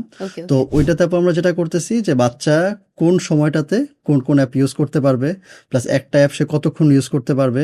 আবার আপনি যদি চান যে আপনি স্কেডিউল করে দিবেন যে আপনি শুধুমাত্র শুক্রবার দিন বিকাল 5টা থেকে 6টা এই টাইমটুকু ইউটিউবটা চলবে, আর অন্য কোনো সময় চলবে না, সেটাও আপনি করতে পারবেন। এবং অন টপ অফ দ্যাট আপনি চাইলে কিন্তু তার ইউসেজ হিস্ট্রিটাও আপনি দেখতে পারবেন, যে সে আসলে কোথায় কতটুকু কি ব্রাউজ করতেছে, কি কোথায় সময় দিয়েছে, কোথায় সময় দেয়নি। সো ওভারঅল জিনিসটা কিন্তু আপনার কন্ট্রোলে চলে আসতেছে।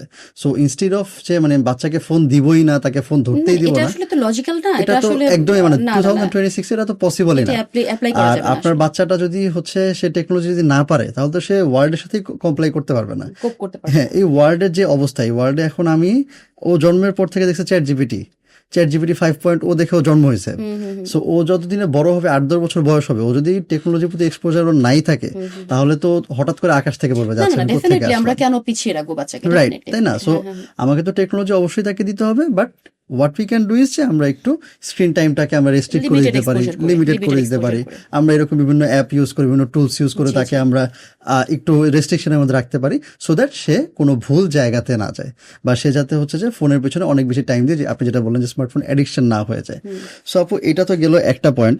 তো এখন আমরা যেটাতে আসতেছিলাম যে বাচ্চারা বাবা মায়ের কাছ থেকে ডিটাচ ফিল করে, অ্যান্ড বাবা মারাও যেটা করে যে তারা কাইন্ড অফ স্পাইং করতে থাকে কন্টিনিউয়াসলি। তো এখন আপু, একটা টিনেজার যে আছে, এখন প্রবলেমটা কি যে টিনেজার যে সে কিন্তু দুনিয়াটা দেখে নেয় আগে, আর বাবা মা হচ্ছে দুনিয়াটা অনেক আগে দেখে আসছে।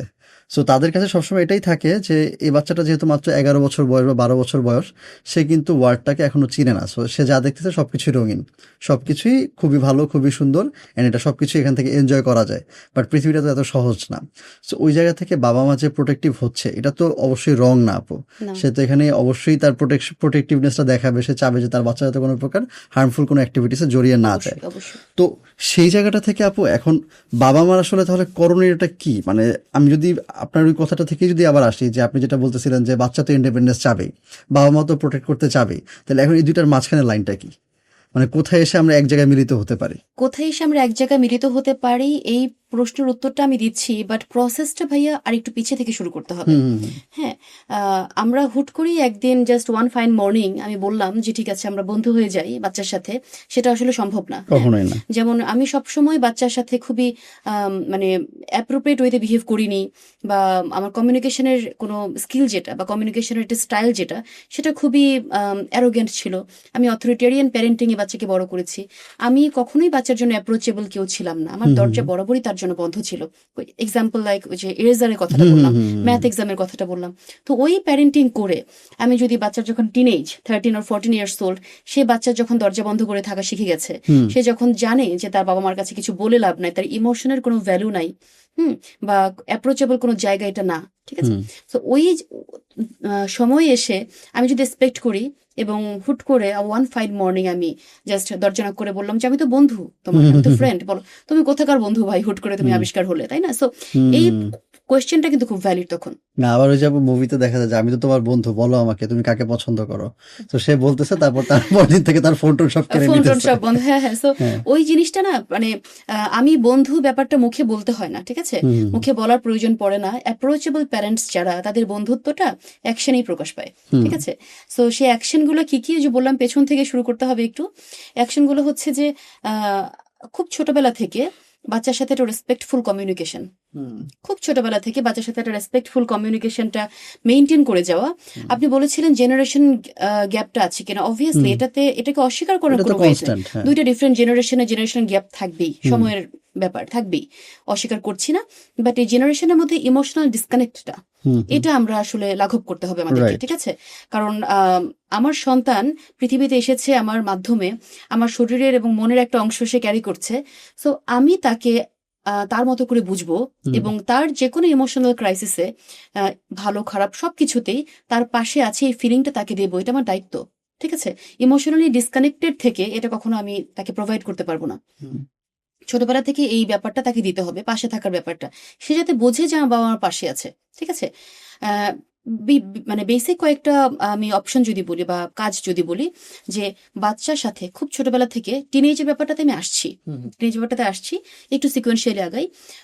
যখন বাচ্চা খুব ছোট, ধরেন 2 থেকে 3 বছর বয়স, তার আগ পর্যন্ত একটু কেয়ারের ব্যাপারটাই বেশি থাকে হুম ভাই। হুম হুম। গোসল করা, খাওয়ানো, ঘুম পাড়ানো, ওগুলো জি। একটু বেশি প্রাধান্য পায়। বাট আস্তে আস্তে যখন বাচ্চাটা একটু দুনিয়া সম্পর্কে এক্সপোজার পায়, আম, জানতে শিখে, বা যে কোকোমেলন বলেন বা ট্যাবের মাধ্যমে যদি বলেন যে ভিভিড ওয়ার্ল্ড সম্পর্কে একটা ধারণা পায়, তখন থেকে বাচ্চার সাথে স্ক্রিন টাইম 1 আওয়ারের বেশি না করা, ঠিক আছে। তার ফিজিক্যাল অ্যান্ড মেন্টাল হেলথের জন্য ওটা ভালো, এটা তো আছেই। অ্যাট দ্য সেম টাইম বাচ্চার সাথে খুব ফিজিক্যাল কানেকশনটা বিল্ড আপ করা, ঠিক আছে, বাচ্চাকে জড়িয়ে ধরে থাকা, এই ওয়ার্মথটা দেওয়া। তারপরে হচ্ছে বাচ্চা যখন স্কুলিং শুরু করে, বাচ্চা আসার পরে, স্কুল থেকে আসার পরে, বি কমপ্লিটলি প্রেজেন্ট, ঠিক আছে, বাচ্চা বাচ্চার মতো করে আছে, হ্যাঁ আমি আছি, বাসায় আছি, বাচ্চাকে খাওয়াচ্ছি, ঘুম পাড়াচ্ছি, বাট আমি ওর জন্য কোথায় যেন ইমোশনালি প্রেজেন্ট নাই, এটা না। থাকা, তার পাশে থাকা, তার সাথে ফিজিক্যাল কানেকশনটা কেন ইম্পর্টেন্ট, যে সেফ ফিল করে বাচ্চাদেরকে, এটা তাকে কাছে টেনে নেওয়া, হাত ধরে একটু জড়িয়ে ধরা, তাকে জিজ্ঞেস করা যে কি হলো আজকে স্কুলে, সারাদিন কেমন কাটলো। অ্যাট দ্য সেম টাইম ওই যে বললাম যে বাচ্চারা হচ্ছে অবজার্ভার লার্নার। আমি যদি সারাদিনে আমার অফিসের ব্যাপারগুলো শেয়ার করি, আমার দিনটা যতটুকু সে বুঝবে, আমার বাচ্চার বয়স ধরেন 5 বছর বয়স, সে কেজি 1-এ পড়ছে, সে স্কুল থেকে এসেছে, আমিও কাজ থেকে এসেছি, বা সে বাসায় আছে, আমি কাজ থেকে এসেছি। আমি যদি এই প্র্যাকটিসটা তৈরি করি বা প্র্যাকটিসটা চালু করি যে জানো আজকে কি হয়েছে, আজকে রাস্তায় এত জ্যাম ছিল, আজকে আমি দেখলাম, যেটা সে বুঝে, আমার কমপ্লেক্স ওয়ার্ল্ড সে বুঝবে না, হ্যাঁ আমার স্ট্রাগল সে বুঝবে না, ওগুলো না, বাট তার মতো করে তার একটা version of sharing my story, হ্যাঁ, যে মা তো তার সবকিছু আমার সাথে শেয়ার করছে, সারাদিন কেমন গেল, বা পার্টিকুলার টাইমে বসে ফ্রেশ ট্রেশ হয়ে তাকে নিয়ে বসে যে আজকে আমার সাথে, আজকে আমি এটা দেখেছি, আজকে আমি এটা শিখেছি, হাউ ওয়াজ মাই ডে। যখন আমি তার সাথে সহজ করে 2-3 লাইনে শেয়ার করছি, সে কিন্তু দেখে শিখবে, ঠিক আছে, যে ওকে মা শেয়ার করছে, বাবা শেয়ার করছে, সো আমার সাথে এটা হয়েছে, এটা তার নিজের শেয়ারিংকে এনকারেজ করে। তখন সে কিন্তু রেনফোর্সড হবে, সে এনকারেজড হবে, যে ওকে মোটিভেটেড হয়ে সে শেয়ার করবে, জানো মাম্মা আজকে তো আমার ওই ফ্রেন্ড আমাকে মেরেছে, আজকে জানো আমরা টিফিন শেয়ার করে খেয়েছি, আজকে আমাকে পানিশমেন্ট দিয়েছে, ভালো মন্দ সব এক্সপিরিয়েন্স কিন্তু তখন সে শেয়ার করছে, ঠিক আছে। তো আমি এইটাকে প্রমোট করতে চাই, এটাকে একটুখানি অ্যাপ্রিসিয়েট করতে চাই। এই যে শেয়ারিং এর ডোরটা আমি ওপেন করলাম, আমি শেয়ার করছি, সেও শেয়ার করছে, ঠিক আছে। ছোটখাটো যে কোনো ভুল বা যে কোনো তার মিস্টেক্স গুলো বাচ্চা ভুল করে করেই শিখবে। সে যদি সব এথিক্যাল কন্ডাক্ট জেনেই আসতো, তাহলে তো বাচ্চা থাকতো না, সে তো অ্যাডাল্ট না, তাই না? সো তার এই ভুলগুলো বা মিস্টেক্স গুলোকে ভুল হিসেবে লেবেল না করে, সে তো লার্ন করছে, তাকে গ্রোথের একটা পার্ট হিসেবে জাস্ট ধরিয়ে দেওয়া যে আমরা এটা না করে এটা করি, ঠিক আছে। এই জিনিসটা একটা পার্ট হতে পারে। স্ক্রিন টাইম সবসময় আমরা বলি ভাইয়া যে স্ক্রিন টাইম কমানো, স্ক্রিন টাইম কম করে দেওয়া, দেখা যাবে না, বাট আমরা কি কখনো হেলদি কোনো রিপ্লেসমেন্ট খুঁজেছি? আমি থাকি না বাসায়, বা আমি যখন পাশে থাকছি না, আমি বাচ্চাকে মোবাইলটা ধরাই দিয়ে আমি আমার মতো করে টাইম স্পেন্ড করছি, এবং আমি এক্সপেক্ট করছি যে বাচ্চা মোবাইলটা কেড়ে নিব, তুমি বেশি সারাদিন ফোন দেখছো, ফোনটা কেড়ে নিলাম, দেন হোয়াট? বাচ্চা এরপরে কি করবে? ওকে কোনো হেলদি রিপ্লেসমেন্ট আমি দিতে পেরেছি? সো ওই হেলদি রিপ্লেসমেন্টের জায়গাটা চিন্তা করা, যে আমি ওকে 1 ঘন্টা ফোন দেখতে দেবো না, বা আমি কিছুক্ষণ স্ক্রিন টাইম বিরতি দেবো, এই সময়টাতে সে কি করবে? এই সময়টাতে আমার সাথে একটা মিনিংফুল কানেকশন তৈরি করা, গল্পের বই পড়া, ফিজিক্যালি একটু পরিশ্রম হয় এমন কোনো খেলা, ঠিক আছে, এই যে বোর্ড গেম খেলা যেতে পারে, বাস্কেটবল খেলা যেতে পারে, যেটার সুযোগ আছে, সুযোগ চাইলে করে নেওয়া যায় ভাইয়া, সবকিছুরই সুযোগ আমাদের দেশে আছে, একটু জাস্ট মাথা খাটিয়ে বের করা যে কি করা যেতে পারে। এই জিনিসগুলা ফুললি প্রেজেন্ট থাকা এজ এ প্যারেন্ট, আমি মনে করি অনেক সমস্যাকে সমাধান করে দিতে পারে। যা যা বললাম ভাইয়া, মানে টু মেনশন অফ ফিউ আর কি, বললে তো অনেক লম্বা লিস্ট। এই জিনিসগুলোর মাধ্যমে ছোট থেকে আস্তে আস্তে বাচ্চার সাথে বাবা মার একটা পজিটিভ কানেকশন তৈরি হয়, ইমোশনাল কানেকশন। এই কানেকশনটা যখন তৈরি হবে, আস্তে আস্তে আমরা দেখবো যে টিনেজ বয়সে গিয়েও সেটারই একটা ধারা অব্যাহত থাকবে। তখন গিয়েও কনফ্লিক্ট গুলো হবে না তা বলছি না, টিনেজ বয়সে কনফ্লিক্ট হওয়ার কারণগুলোও আমি বলছি, আসতেছি। সো ওই জায়গাটাতে আমাদের স্ট্রাগলটা অনেক কমে যায়। বাচ্চা তখন দরজা হয়তোবা একটু চাপিয়ে রাখবে, ফুললি লক করে রাখবে না, ঠিক আছে। আমি হয়তোবা তার ভেতর থেকে কোনো কথা শুনতে চাই, হয়তোবা প্রথমে একটু গাইগুই করবে, বলবে না, বাট আলটিমেটলি বলবে, কারণ ওই আস্থার জায়গাটা আমি তৈরি করতে পেরেছি। ও জানে যে ওর পাশে আমি আছি। কেন জানে? এভিডেন্স বেসড যদি বলি, একদম শুরু থেকে তার পাশে আমি ছিলাম। ও জানে যে ওর কোনো ভুল বিহেভিয়ার আমি তাকে লেবেল করিনি। ও জানে যে ওর পাশে যে কোনো কিছুতে আমি ওকে জাজ করার আগে ওকে হাগ করেছি, ঠিক আছে। এইটা অনেক ইম্পর্টেন্ট। সো ইমোশনাল কানেকশন যখন শুরু থেকে বিল্ড আপ করে একটা বাবা মা, তখন টিনেজ বয়সে গিয়ে ঝক্কিটা কমে যায় অনেক। এবার ভাই আসছি যে আপনার মেইন ইয়েতে, অনেক লম্বা কথা বলে ফেললাম, বাট মেইন যে ব্যাপারটা যে টিনেজ বাচ্চা চায় অটোনমি আর বাবা মা চায় কন্ট্রোল। হ্যাঁ, আসলে ফাইন লাইনটা আমরা কোথায় এসে দুজন মিলিত হবে। দেখেন, টিনেজ বয়সে বাচ্চাদের ভেতরে যেটা হয় সেটা হচ্ছে, সাইন্টিফিক্যালি যদি বলি এক লাইনে, আমাদের ব্রেইনের দুটো পার্ট, একটা হচ্ছে অ্যামিগডালা, একটা হচ্ছে প্রিফ্রন্টাল কর্টেক্স।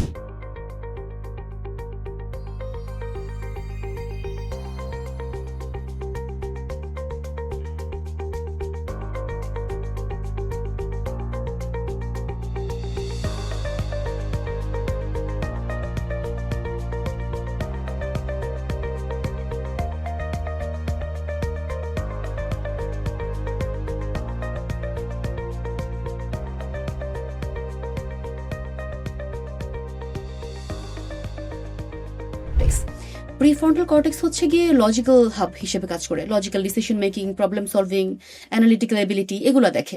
আর অ্যামিগডালা হচ্ছে ইমোশন সেন্টার। টিনেজ বয়সে 14-15-16 বছর বয়সে বাচ্চাদের অ্যামিগডালা ডেভেলপড হয়, কিন্তু লজিক্যাল সেন্টারটা ডেভেলপ না, প্রিফ্রন্টাল কর্টেক্সটা পুরোপুরি ডেভেলপ না, যে কারণে ওরা যে কোনো ডিসিশন, যে কোনো কাজ ওরা ইম্পালসিভিটি থেকে করে, ইমোশনাল হয়ে ডিসিশন নেয়। সো ওদের ভুল হওয়াটা স্বাভাবিক, ঠিক আছে। লজিক্যাল সেন্টার পুরোপুরি ডেভেলপ না হওয়ার কারণে লজিক দিয়ে সেটা অ্যানালাইজ করতে পারে না, ঠিক আছে। এই জিনিসটা আমাদেরকে বাবা মা হিসেবে একটু বুঝতে হবে, ঠিক আছে। আমরা ওদেরকে জাজ করে ফেলেছি, তুমি এটা কেন করছো, সেটা কেন করছো। ওর গ্রোথটা নিয়ে যদি আমরা একটুখানি ভাবি যে ওর এখন ইমোশনটাকে প্রায়োরিটি দেওয়ার বয়স, ওর অ্যামিগডালা দৌড়াচ্ছে, লজিক সেন্টার প্রিফ্রন্টাল ধরতে পারছে না তাকে, ঠিক আছে। সো ওইখানে যদি আমরা একটুখানি বুঝি বা অ্যাকনলেজ করি যে আমার বাচ্চাটা গ্রোথের এমন একটা পার্টে আছে যে ওর ফিজিক্যাল গ্রোথ, মেন্টাল গ্রোথ, এখানে ও নিজেই একটা শিফটের ভেতরে আছে, ট্রানজিশন পিরিয়ডে আছে, এখানে যাতে আমরা বাচ্চাকে একটুখানি বুঝি, ঠিক আছে। এই বোঝাটাই একটা বড় অ্যাকনলেজমেন্ট দেয়, একটা অ্যাকসেপ্টেন্স দেয় যে ডিফারেন্সেস উইল বি দেয়ার। ও যেভাবে করে চিন্তা করবে সেভাবে আমরা ভাববো না, ঠিক আছে। এখানে একটু অ্যাকসেপ্ট করার ব্যাপার আছে। এবং এটাও সেই সাথে মানা যে এখন যে সময় আমার বাচ্চাটা 2026-এর মানে 26 সালের হিসেবে তৈরি হয়েছে, আমার সাথে আমি তুলনা করলে চলবে না। ব্যাক দের আমি যদি সে 90s কিডসে আমি একসময় এটা করেছি সেটা করেছি, ওই গল্প বলে এখন আর কোনো লাভ হবে না, ঠিক আছে।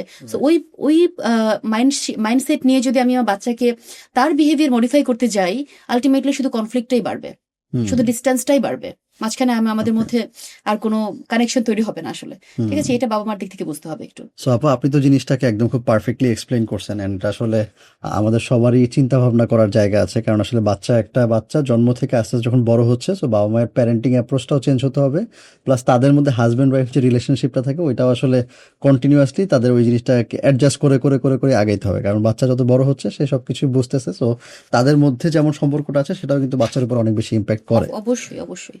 সো আমি যদি আপু মানে আমার বাচ্চার এক্সাম্পল আমি বারবার দিই, কারণ আসলে আমি জিনিসটা যেহেতু খুব বেশি এক্সপিরিয়েন্স করি, তা আমি যখন দেখি যে ধরেন আমার ওয়াইফের মধ্যে যদি একটু ঝামেলা থাকে, আমি দেখি যে তার মনটা খুব খারাপ থাকে, একদম তার মুখ কালো হয়ে থাকে। আবার যখন দেখে যে না আমরা খুব হাসি খুশি আছি, খুব ভালো আছি, সে কিন্তু খুব খুশি, তখন সে তার মতো লাফাচ্ছে, নাচতেছে, সে তার মতো করে খুব হ্যাপি আছে, সেফ ফিল করছে, right. He or she is feeling happy, safe. So এখানে আপু বাবা মা যখন আর্গুমেন্ট করে, তাদের আর্গুমেন্টের মধ্যে কিন্তু অনেক রকম কথাবার্তা চলে আসে, অনেক রকম অঙ্গভঙ্গি চলে আসে। সো বাচ্চা যখন আপনার পাশে আছে, বা আপনার একটা বাচ্চা যে হচ্ছে হয়তো বা 2 বছর, হয়তো বা 5 বছর, 7 বছর, 10 বছর, সো তখন আসলে আপনি আর্গুমেন্ট তো হবেই, আর্গুমেন্ট তো আপু হবে না এটা তো সম্ভব না। হিউম্যান রিলেশনশিপে আর্গুমেন্টটা খুব স্বাভাবিক একটা বিষয়, বাট সেই সময়টাতে আমাদের আসলে কি কি মাথায় রাখা উচিত? খুব ইম্পর্টেন্ট একটা কথা বলেছেন ভাইয়া। দেখেন, একসাথে থাকতে গেলে আমাদের মতবিরোধ হবে, ঠিক আছে, কনফ্লিক্টও অ্যারাইজ করতে পারে কখনো কখনো। হাজব্যান্ড ওয়াইফ দুটো ডিফারেন্ট পরিবারে আমরা বড় হয়েছি, আমাদের দুজনের টেম্পারামেন্ট ডিফারেন্ট, আমাদের আবেগ প্রকাশের ভিন্নতা আছে, আমাদের নিজেদেরকে এক্সপ্রেস করার ওয়েটা ডিফারেন্ট হবে, এবং এটা খুব স্বাভাবিক। এই ডিফারেন্সটা মেনে নিয়ে চলতে পারলে ভালো থাকা যায়। তো কখনো কখনো হয় যে আমরা মানে ভেতর থেকে অনেক কিছু, অনেক আবেগ প্রকাশ করে ফেলছি বা অনেক কিছু বলে ফেলছি। এইটাকে আমি কখনো বলছি না যে একেবারেই আমাদের ভিতরে কোনো কনফ্লিক্ট অ্যারাইজ করা যাবে না, এটা তো তাহলে মানে খুবই ইমপ্র্যাকটিক্যাল একটা ব্যাপার হয়ে যাবে। বাট একটা ব্যাপার আমি খুব করে মাথায় রাখতে বলবো, এটা আমার জায়গা থেকে খুব অনেক বড় একটা রেকমেন্ডেশন, যে বাচ্চাদের সামনে কখনোই কোনো কনফ্লিক্ট যাতে আনহেলদি পর্যায়ে না যায়। আনহেলদি পর্যায়ের কনফ্লিক্ট বলতে ভার্বাল অ্যাবিউজ, হ্যাঁ, একজন আর একজনকে ব্লেম করা, হ্যাঁ, নেগেটিভলি কথা বলা, ডিসরেসপেক্টফুল কোনো কিউ শো করা, ভার্বাল নন ভার্বাল যেটাই হোক না কেন, এটা শো করা, বডি ল্যাঙ্গুয়েজের মাধ্যমে কাউকে ছোট প্রমাণ করার চেষ্টা করা, হিউমিলিয়েট করা, বা অ্যারোগ্যান্ট ওয়েতে কারোর প্রতি বিহেভ করা, ডিমিন করা, ডিভ্যালু করা, এই জিনিসগুলা ফার্স্ট অফ অল বাচ্চা যখন দেখে সে ভয় পেয়ে যায়, সে ইনসিকিউর ফিল করে। বাচ্চাটার ছোট্ট পৃথিবীতে তার বাবা মা হচ্ছে তার সব থেকে বড় ভরসার জায়গা। তো সেই জায়গাটাতেই তখন আসলে আমরা নড়বড়ে করে দিই তার ভিত্তিটাকে, ঠিক আছে। তো ওই আস্থার জায়গাটাই যখন নড়বড়ে হয়ে থাকে, সেই বাচ্চাটার কি বলবো যে কনফিডেন্স লেভেলটা আসলে বিল্ড আপ হয় না, ঠিক আছে। বাচ্চাটার শুরুটাই হয় খুব নড়বড়ে একটা ভিত্তির উপরে, বেসিকটা বা ফান্ডামেন্টাল বেসিকটা খুব নাজুক। সে মানে এমন একটা পরিবেশে বাস করছে যে পরিবেশে সে আস্থাটা পাচ্ছে না। তার সব থেকে বিশ্বস্ত দুজন মানুষ, সে জানে না যে মানে তারা ভালো আছে কিনা, বা দেখছে কনস্ট্যান্টলি ফাইট করতে, নেগেটিভ মন্তব্য পাস করতে একজন আরেকজনকে, সেখানে সে সম্মান দেখছে না। ভালোবাসা দেখছে না। হুম হুম হুম হুম। সো সম্মান আর ভালোবাসা ছাড়া একটা সম্পর্ক যখন আগায় এবং আমরা যখন সেটাকে আমাদের বিহেভিয়ারাল এক্সপ্রেশনে নিয়ে আসি প্রতিনিয়ত, তখন সব থেকে বেশি সাফার, আমরা তো সাফার করি, সব থেকে বেশি সাফার করে বাচ্চাটা। হুম, ইন দ্য লং রান তার ভেতরে ডিগনিটি বা সেলফ কনফিডেন্স খুব লো থাকবে, সেলফ এস্টিম লো থাকবে, সে নিজেকে শক্ত একটা মানুষ হিসেবে তৈরি করতে ব্যর্থ হবে এবং তার নিজের ভেতরে একটা অনেক বেশি সেলফ ডাউট থাকবে হুম। যে আমি কি রাইট প্লেসে আছি কিনা, আমি কি সেফ কিনা, ঠিক আছে, অনেক বেশি সেলফ ডাউট থাকবে। তো এই জিনিসগুলো আমি আসলে কোনোভাবেই আমি কি বলবো যে অ্যাপ্রিসিয়েট করতে পারছি না এবং আমি মনে করি যে একটা বাচ্চাকে আহ, একটা সুস্থ পরিবেশে আনাটা আমাদের সবার দায়িত্ব। আমি মনে করি যে অ্যাজ এ সাইকোলজিস্ট আমি প্রচুর কাপল থেরাপিদের মানে কাপল কাউন্সিলিং করা হয়ে থাকে বা অনেক কাপলদেরকে দেখি, বলে টপিকটা ভালো করেছেন, আমি এই টপিকটা কথাটা খুব বলা প্রয়োজন যে শুধুমাত্র সামাজিকতার স্বার্থে একটা ফ্যামিলি আমরা ক্রিয়েট করি, শুধুমাত্র সমাজ কি বলবে, পরিবার কি বলবে, দেশ কি বলবে, জাতি কি বলবে, অনেক চিন্তা মাথায় করে আমরা একটা সন্তানকে পৃথিবীতে হয়তো বানি, হুম বাট তার দায়িত্ব নেবার জন্য আমরা প্রস্তুত কিনা, হুম। তাকে সুন্দর পারিবারিক পরিবেশ দিতে প্রস্তুত কিনা, আমরা এদিকটা আমরা কিন্তু একদম ভেবে দেখি না। ঠিক আছে, আমরা মানসিকভাবে স্টেবল কিনা, সম্পর্কে আমরা ভালো আছি কিনা, হাজবেন্ড ওয়াইফের প্রতি আমরা একজন আরেকজনের প্রতি সম্মানটা আছে কিনা, ভালোবাসাটা আছে কিনা, হ্যাঁ, একটা সৌহার্দ্যপূর্ণ সুন্দর পরিবেশ আছে কিনা, যাতে করে একটা ছোট্ট প্রাণ বেড়ে উঠতে পারে। হুম। এই কনসার্নটা আমাদের থাকতে হবে। আদারওয়াইজ আমি মনে করি যে better not to be a parent. কিন্তু যদি হয় এই ব্যাপারগুলো এনশিওর করতেই হবে। নো মার্সি, নো মার্সি, এখানে একদম কোনো মাফ নাই। একদম একদম অন পয়েন্ট আপু। আচ্ছা আপু, এখন এই যে বাচ্চাদের ক্ষেত্রে বাচ্চাদেরকে যখন আমরা হিউমিলিয়েট করতেছি বা বাচ্চাদেরকে যখন পানিশ করতে যাচ্ছি, হুম তো হুম তখন দেখা যায় তাকে আমি কথা দিয়ে অনেক রকম চাপ সৃষ্টি করতেছি বা হিউমিলিয়েট করতেছি। তো এটাও কিন্তু বাচ্চাদের কাছে জিনিসটা খারাপ, যে বাচ্চারা প্রথমত নিজেরা লো ফিল করে, পাশাপাশি হচ্ছে ইনসাল্টেডও ফিল করে টু সাম এক্সটেন্ট। তো আমি হচ্ছে আপু একটা ইউনিভার্সিটিতে আমি এমবিএ তে ক্লাস নিই। তো যখন আমি ক্লাস নিই আমি হচ্ছে business communication, leadership, hmm training and development এগুলো নিয়ে অনেক বেশি আচ্ছা পড়াশোনা হয় বা যাদের ক্লাস নেই আর কি আমি। তো ওই জায়গাটাতে আমরা একটা জিনিস পড়াই বিজনেস কমিউনিকেশনে, সেটা হচ্ছে টোন অফ টকিং বা হুম টোন অফ কমিউনিকেশন। যে একটা মেসেজ আপনি হচ্ছে, আমি একজনকে বললাম এই তুমি এখানে আসো, এটা একটা টোন। আর একটা তুমি যদি পারো একটু এদিকে আসো, এটা একটা টোন। হুম আবার ধরেন আমি বললাম যে এই তুমি যাও এখান থেকে, এটা একটা টোন। আবার বলতেছি যে আমি একটা কাজ করতেছি, একটু ব্যস্ত আছি, তুমি একটু এখন যাও, পরে কথা হবে। সো এটা কিন্তু আরেকটা টোন। আরেকটা টোন। আবার ধরেন আপনি বাচ্চার সাথে কথা বলতেছেন, তো আমরা যে বলি যে বিগ বেবি পিভট, যে আপনি হচ্ছে বাচ্চা দিয়ে পুরোপুরি ঘুরে কথা বলা। বা বাচ্চারা কিন্তু ইউজুয়ালি কি হয় যে কথা বলার সময় যখন আপনি তার সাথে কথা বলছেন, সে পুরোপুরি আপনার দিকে ঘুরে এবং ঘুরে আপনাকে ফুল অ্যাটেনশনটা দেয়। সো বাচ্চাকে ওইভাবে অ্যাটেনশন দেওয়াটা, সো এই জিনিসটা তো আপু বাচ্চাদের মানে প্যারেন্ট চাইল্ড রিলেশনশিপের ক্ষেত্রেও এটা প্রযোজ্য, রাইট? অবশ্যই অবশ্যই প্রযোজ্য, সো যে কোনো সম্পর্কে প্রযোজ্য, এই সম্পর্কে তো আরো বেশি প্রযোজ্য। রাইট, সো ওই জায়গাটা থেকে বাচ্চাদের সাথে বাবা মা যখন কথা বলবে, তাদের টোনটা ইউজুয়ালি কেমন থাকা উচিত? টোন অফ ভয়েস, হ্যাঁ, আপনি যেরকম বলছেন কমিউনিকেশনে, আমি মনে করি এটা খুব গুরুত্বপূর্ণ একটা অংশ। কি বলছি ম্যাটার তো করে, কিভাবে বলছি সেটা আরো বেশি ম্যাটার করে। আর বাচ্চাদের বেলায় তো সেটা আরো বেশি, আমি হুম বলবো হুম যে আরো বেশি করে ম্যাটার করে। সো আপনি যখন একটা পার্টিকুলার ওয়েতে বাচ্চার সাথে কথা বলছেন, যেমন আপনি ছোট একটা বাচ্চাকে আপনি জাস্ট বলছেন বা মা বা বাবা ডাকছে তাকে যে আম, তুমি এই জিনিসটা একটা ভুল করেছে, হ্যাঁ, একটা হুম কনটেক্সট হুম বলি যে একটা বাচ্চা একটা ম্যাথস কয়েকবার বোঝানোর পরও বা সে ম্যাথস একটা রেজাল্ট খারাপ করেছে হুম বা সে তার পড়ার টেবিলটা গুছিয়ে রাখেনি, হ্যাঁ, পড়ার টেবিলটা গুছাতে পারেনি বা গুছিয়ে রাখেনি বলে তার মা তাকে বলছে যে তুমি তো কখনোই পড়ার টেবিল গুছিয়ে রাখো না, হুম এত হুম এলোমেলো কেন তুমি, হুম তুমি তো কমপ্লিটলি একটা ডার্টি গার্ল ও হুম ডার্টি বয়, ঠিক আছে, তুমি এভাবে করে এত এলোমেলো কেন, এত হুম। অগোছালো কেন তুমি, হ্যাঁ, এভাবে করে তো তুমি কিছু কন্টিনিউয়াসলি তাকে একটা বুলি নেগেটিভ ভাবে করতেছে, কথা হ্যাঁ। বলছেন এবং বুলি করছেন। সো তুমি তো গোছাতে পারো না, হ্যাঁ, তুমি এত অগোছালো কেন, এই কথাগুলো না বলে তাকে একটু জাস্ট সুদিং ভয়েসে একই কথা একই ইনস্ট্রাকশন, গোলটা একই, আমি তার বিহেভিয়ার মডিফাই করতে চাই, আমি চাই সে সুন্দর করে পড়ার টেবিলটা গুছিয়ে রাখবে, কোনটা আমাকে হেল্প করবে, হুম কোনটা আমার কাজকে সহজ করবে। আমি এখন আমার যেতে হবে পয়েন্ট সি তে, আমি এ থেকে যেতে পারি, বি থেকে যেতে পারি, আমি কোনভাবে যাব যে এটা আমার জন্য সহজ, হুম যে হুম। ওয়েতে আমার জন্য শর্টকাট হবে। শর্টকাটই হচ্ছে সুন্দর টোন অফ ভয়েস ইউজ করা, রাইট। এটাই সহজ, ঠিক আছে, সুন্দর করে বলা, তাকে হুম সুন্দর করে হুম বললে বাচ্চা কাজটা করবে। আর হুম আমি যদি অ্যারোগেন্ট ওয়েতে বলি, বাচ্চা অ্যারোগেন্ট হয়ে, এবং টিনেজার বাচ্চাদের বেলাতে সেটা আরো বেশি প্রকট হুম হয়ে দাঁড়ায় যে তারা ধাক্কা দিয়ে উঠে চলে যাবে, করবোই হুম না, হুম। ঠিক আছে, করবে না। জেদ করবে তারা, তাদের এই বয়সটা, এবং আমি এটাকে মাঝে মাঝে দেখি যে তাদের ইমোশনাল এক্সপ্রেশনের জায়গা থেকে কিন্তু তারা একটু করে ফেলে, হুম তাই না, হুম হুম। ইমোশনালি তারা জি। একটু একটু মানে ইম্পালসিভলি রিয়াক্টিভ। হুম হুম সো আমি যদি আমার মানে স্বার্থ উদ্ধার করতে চাই, কাজটা তাকে দিয়ে করাতে চাই, এক কথায় তার বিহেভিয়ারটাকে মডিফাই করতে চাই, তাহলে আমাকে সুন্দর করে বললে সেটা বরঞ্চ কাজে লাগবে। ডেফিনেট। যে তুমি তো হয়তো তুমি ভুলে গেছো, আমি তোমাকে ইনস্ট্রাক্ট করেছিলাম বা বলেছিলাম এখন একটু গুছিয়ে ফেলো তো, হুম তোমার হুম কখন হুম। সময় হবে তুমি একটু গুছিয়ে ফেলো তো। তাকে রিকোয়েস্ট করা, তাকে কমান্ড না করে বা অর্ডার না করে যদি রিকোয়েস্ট এর ভাষায় কথা বলা যায়, এটা বেটার কাজ করে। আমি সবসময় মনে করি যে প্যারেন্ট চাইল্ড কনভারসেশনে টোন ম্যাটার করে এই কারণ হচ্ছে গিয়ে আপনার word carries content, but hmm hmm. Tone carries emotion. Right. ঠিক আছে, এই জিনিসটা আমি শুধুমাত্র একটা মানুষকে ইনস্ট্রাকশন দিলাম আর সে করলো, আমি তো রোবট না, উই আর হিউম্যান বিংস, এবং ইমোশন আমাদেরকে হিউম্যান বিং বানায়, তাই না? সো এই জিনিসটা আমাদেরকে মাথায় রাখা প্রয়োজন। সো আপু, এখন যারা মোটামুটি টিনেজ বয়সে পা দিচ্ছে নতুন করে, তো ওরা কিন্তু জেন জি নাই এখন আর, কারণ জেন জি মোটামুটি এখন বড় হয়ে বড় হয়ে গেছে, গেছে। ওরা হচ্ছে মোটামুটি চাকরি বাকরি শুরু করে জি দিছে, জি জি। অনেকে বাবা মা হয়ে যাচ্ছে আর কি। সো এখন যারা আসতেছে তারা হচ্ছে জেন আলফা। সো আমরা জেন জির ক্যারেক্টারিস্টিক্স আমরা মোটামুটি এতদিনে রপ্ত করতে পারছি, বাট এখন জেন আলফার সাথে ডিল করবো কিভাবে? জেন আলফাকে অনেক সময় সবাই বলে যে অনেক বেশি ইম্পালসিভ, অনেক বেশি ইমোশনালি রিয়াক্টিভ। আমি তাদেরকে যা দেখি আর কি, এখনো তো বাচ্চা, আর একটু বড় হতে দেরি আছে, ওরা এখন টিনেজের ভেতর দিয়ে যাচ্ছে বা যাবে। সো আমি মনে করি জেন আলফা হচ্ছে ইমোশনালি সেন্সিবল। হুম ঠিক আছে, তারা ইমোশনালি অনেক বেশি সেন্সিবল। হুম এই জিনিসটার দুটো দিক আছে, একটা হচ্ছে গিয়ে অবশ্যই খুব পজিটিভ দিক, আরেকটা দিক হচ্ছে একটু কনসার্নিং ফ্যাক্ট। হুম একটা হচ্ছে কনসার্নিং ফ্যাক্টটা আগে বলি, সেটা হচ্ছে তাদের ভেতরে একটা বিষয় কাজ করে, সেটা হচ্ছে তারা আহ, যে কোনো সময় ডিসিশন মেকিং এর ব্যাপারে কোনো সময় নিতে চায় না, খুব ইম্পালসিভলি রিয়াক্ট করে ফেলে, হুট করে কোনো কাজ করে ফেলে, সিদ্ধান্তটা খুব দ্রুত নিয়ে ফেলে, এবং খুব বেশি ইম্পালস তাদের ভিতর কাজ করে। এই জিনিসটা ইনস্ট্যান্ট একটা গ্র্যাটিফিকেশন চায় যে কোনো কিছুতে, এখনই লাগবে, এই মুহূর্তে প্রয়োজন হবে, এটা করতে হবে, গেমিং খেলবো, ফ্রি ফায়ার খেলবো, এইটা করে এতগুলো কয়েন পাবো, এতগুলো পয়েন্ট পাবো।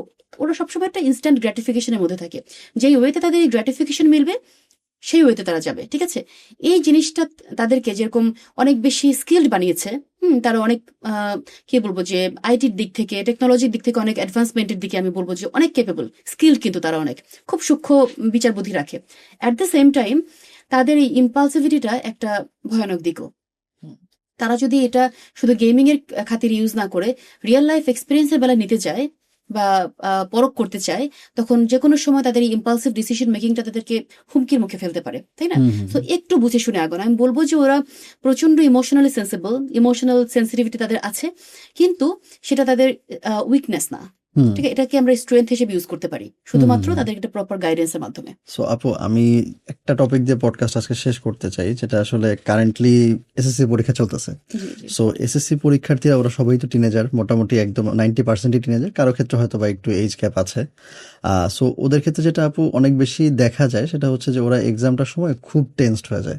খুব টেনসড হওয়ার কারণে আপু, আপনি যেটা আমার চেয়ে অনেক ভালো জানেন, যে ওদের বিভিন্ন ধরনের প্রবলেম হয়, লাইক মাথা ব্যথা বেড়ে যায় অনেকের হচ্ছে নিঃশ্বাস নিতে প্রবলেম হয়, অনেকে হঠাৎ করে সেন্স হারায় ফেলে, অনেকে প্যানিক অ্যাটাক করে, অনেক রকম প্রবলেম হচ্ছে।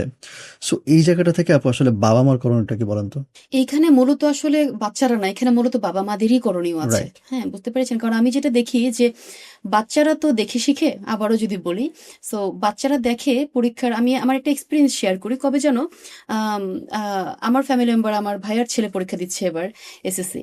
সো আমি দেখেছি যে এই এইজের যারা গার্জিয়ান আছে, তাদের অনেকের ভিতরে টেন্ডেন্সি আছে যে অনেক বেশি তারা হাইপার, হুম অনেক বেশি অ্যাংশিয়াস। হুম তার নিজেরা অ্যাংশিয়াস বলে তাদের এই স্ট্রেসটা বা তাদের এই অ্যাংজাইটিটা তারা কিভাবে কিভাবে করে তাদের বিহেভিয়ারের মাধ্যমে বাচ্চার উপরে চ্যানেল করে দিচ্ছে। হুম হুম ঠিক আছে, হুম বাচ্চার কাছে তারা কিন্তু কুল, হুম তারা কিন্তু কাম। ঠিক আছে, হুম এই জেনারেশনের বাচ্চা, তারা খেলাধুলা করছে, তারা অনলাইন এক্সপোজার আছে, তাদের ফ্রেন্ডশিপ আছে, পড়াশোনাও করছে।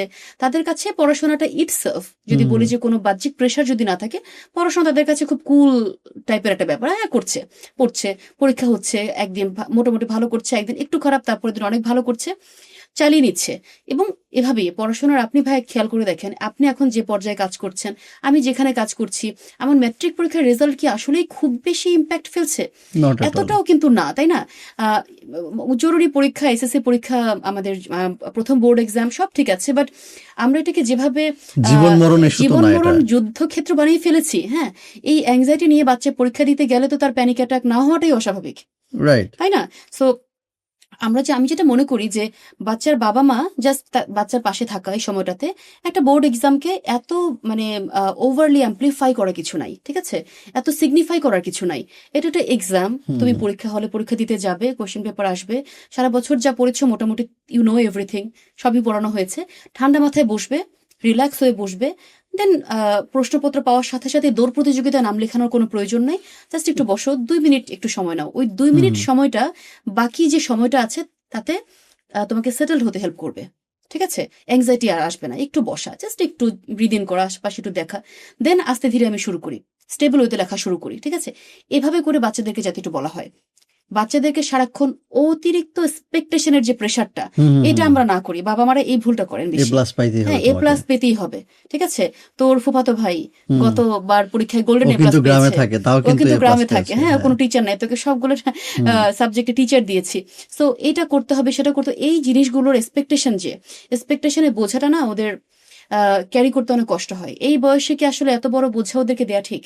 ডেফিনেটলি না। ওরা তো পারছে না ক্যারি করতে, ওদের তো একটা ক্যাপাসিটি আছে, ওরা সারা বছর এত বড় সিলেবাস শেষ করেছে, তাই না? মানসিক দিক থেকে এমনি তো আমি বলবো যে ছোট একটা বাচ্চা এত পড়া পড়ছে, সিলেবাস তো হিউজ, দেখেছেন কিনা, অনেক সিলেবাস। তো এটা শেষ করে সে যে পরীক্ষা হলে অ্যাপিয়ার করছে, এর জন্যই তাকে আমি মনে করি যে অ্যাপ্রিসিয়েশন সে দাবি করে, তাই দেওয়া না? উচিত, হ্যাঁ। প্রেশার না দিয়ে তাকে জাস্ট তার পাশে থাকা এবং সব সময় বরাবর তার এফোর্টটাকে একটুখানি অ্যাপ্রিসিয়েট করা, যে তুমি চেষ্টা করছো, আমি দেখছি, রেজাল্ট যা আসবে দেখা যাবে। রেজাল্ট যা আসবে তাই, রেজাল্ট যা আসে সেটা ম্যাটার করছে না, তোমার চেষ্টাটা ম্যাটার করছে আমার কাছে, ইউ আর ট্রাইং হার্ড এবং আমি সেটা দেখছি পাশে থেকে।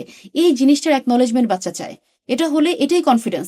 এই কনফিডেন্স নিয়ে বাচ্চা যদি জিপিএ 5 পায় তাও ঠিক আছে, বাচ্চা যদি জিপিএ 4.5 পায়, 4 পায় তাও ঠিক আছে, ওর সাথে জিপিএ 4 এর সাথে আরো বড় একটা জিনিস আছে, সেটা হচ্ছে কনফিডেন্স, ঠিক আছে, ওটা নিয়ে এসে বহুত দূর যাবে, ঠিক আছে। কাপা কাপা হাতে পরীক্ষা দিয়ে গোল্ডেন জিপিএ 5 পেয়েও লাভ নাই ভাই আসলে।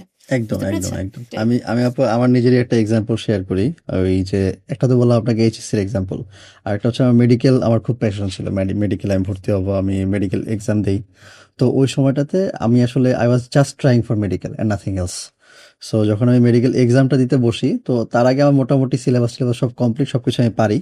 যখন আমি এক্সামটা দিতে বসছি, আমি একদম কমপ্লিটলি ব্ল্যাঙ্ক হয়ে গেছিলাম, একদম কমপ্লিটলি ব্ল্যাঙ্ক হই, এবং আমি এত বাজেভাবে ব্ল্যাঙ্ক হয়েছিলাম যে আমি ওই এক্সামটাতে 50%-এরও কম মার্ক পাই।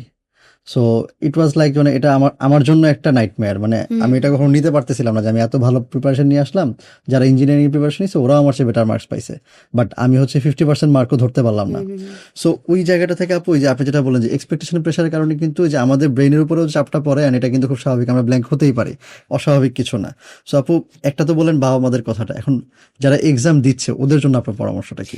ওদের জন্য হচ্ছে গিয়ে যে ফার্স্ট অফ অল জাস্ট নিজের মাথায় এই একটা জিনিস রাখা যে যতটুকু পড়েছি ততটুকু এনাফ। আমি অনেক সময় অনেকেই আমাকে এটা বলে, আমার কিছু ক্লায়েন্ট আছেন এবার এসএসসি পরীক্ষার্থী যারা, অনেকেই আমাকে বলছেন যে আমার কাছে এখন তো মডেল টেস্ট দিচ্ছে, কয়দিন আগে 1 মাস আগে যখন কথা হচ্ছিল তারা তখন মডেল টেস্ট দেয়। তো আমাকে বলতো যে আমার কাছে মনে হয় আমি সব ভুলে গিয়েছি, যা পড়েছি এখন আমার কিচ্ছু মাথায় নাই। তো তাদেরকে জাস্ট বলবো যে যা পড়েছো মাথায় আছে, যা পড়েছো ইনফরমেশন হাব হিসেবে মাথাতেই আছে, এখন শুধুমাত্র ঠান্ডা মাথায় পরীক্ষা হলে গিয়ে অ্যাংজাইটি ম্যানেজ করতে পারলেই বাকিটা হয়ে যাবে, ঠিক আছে। এইখানে যদি আমরা প্যানিক করি, কি পারবো, এই যে এই হোয়াট ইফ এটা হয়, হোয়াট ইফ সেটা হয়, কোনো হোয়াট ইফের মধ্যে, কোনো হোয়াট ইফের ট্র্যাপে পা দেওয়া যাবে না। হোয়াট ইফ যদি আমি রেজাল্ট খারাপ করি, হোয়াট ইফ আমার বাবা মার এক্সপেকটেশন ফুলফিল করতে না পারি, হোয়াট ইফ এটা সেটা, লম্বা লিস্ট দরকার নেই। আমি বর্তমানে থাকবো, আমি যা পড়েছি সেটা আমার মাথায় আছে, বি কনফিডেন্ট, পড়েছো, বহুত পড়েছো, এবার জাস্ট পরীক্ষা হলে গিয়ে পরীক্ষার প্রশ্নপত্র যখন আসবে সাথে সাথেই লেখা শুরু করবে না কখনো, জাস্ট একটু দেখে take a deep breath, just breathe in and breathe out 2 থেকে 3 বার, একটু বসো, 2টা মিনিট সময় নিজেকে দাও। তোমার পরীক্ষা হল তোমার বেডরুম বা লিভিং রুম না, সো ডিফারেন্ট একটা প্লেসে অ্যাডাপ্ট করার সময় প্রয়োজন, তাই না? ওই সময়টা নিজেকে দিতে হবে। গিয়ে সাথে সাথে আমি ব্রেনকে বডিকে স্টেবল বা সেটেল করতে না দিয়ে লেখা শুরু করবো না, এটা ব্রেনের জন্য ক্ষতিকর। ব্রেন সেই প্রেশারটা অনেক সময় নিতে পারে না বলে আমরা অনেক সময় ব্ল্যাঙ্ক করে যাই, ওইটা করবো না। পরীক্ষা হলে গিয়ে পরিস্থিতির সাথে একটু অ্যাডাপ্টেশন প্রয়োজন, ওই অ্যাডাপ্টেশনের সময়টা নিজেকে দিতে হয়, ঠিক আছে, এটা দিব। অ্যান্ড যে জিনিসটা করবো সেটা হচ্ছে খুব সুন্দর করে সুস্থ স্বাভাবিকভাবে একটার পর একটা আমরা যেটা পারি সেটা দিয়ে লেখা শুরু করব, 1 by 1 আমরা আস্তে ধীরে আগাবো।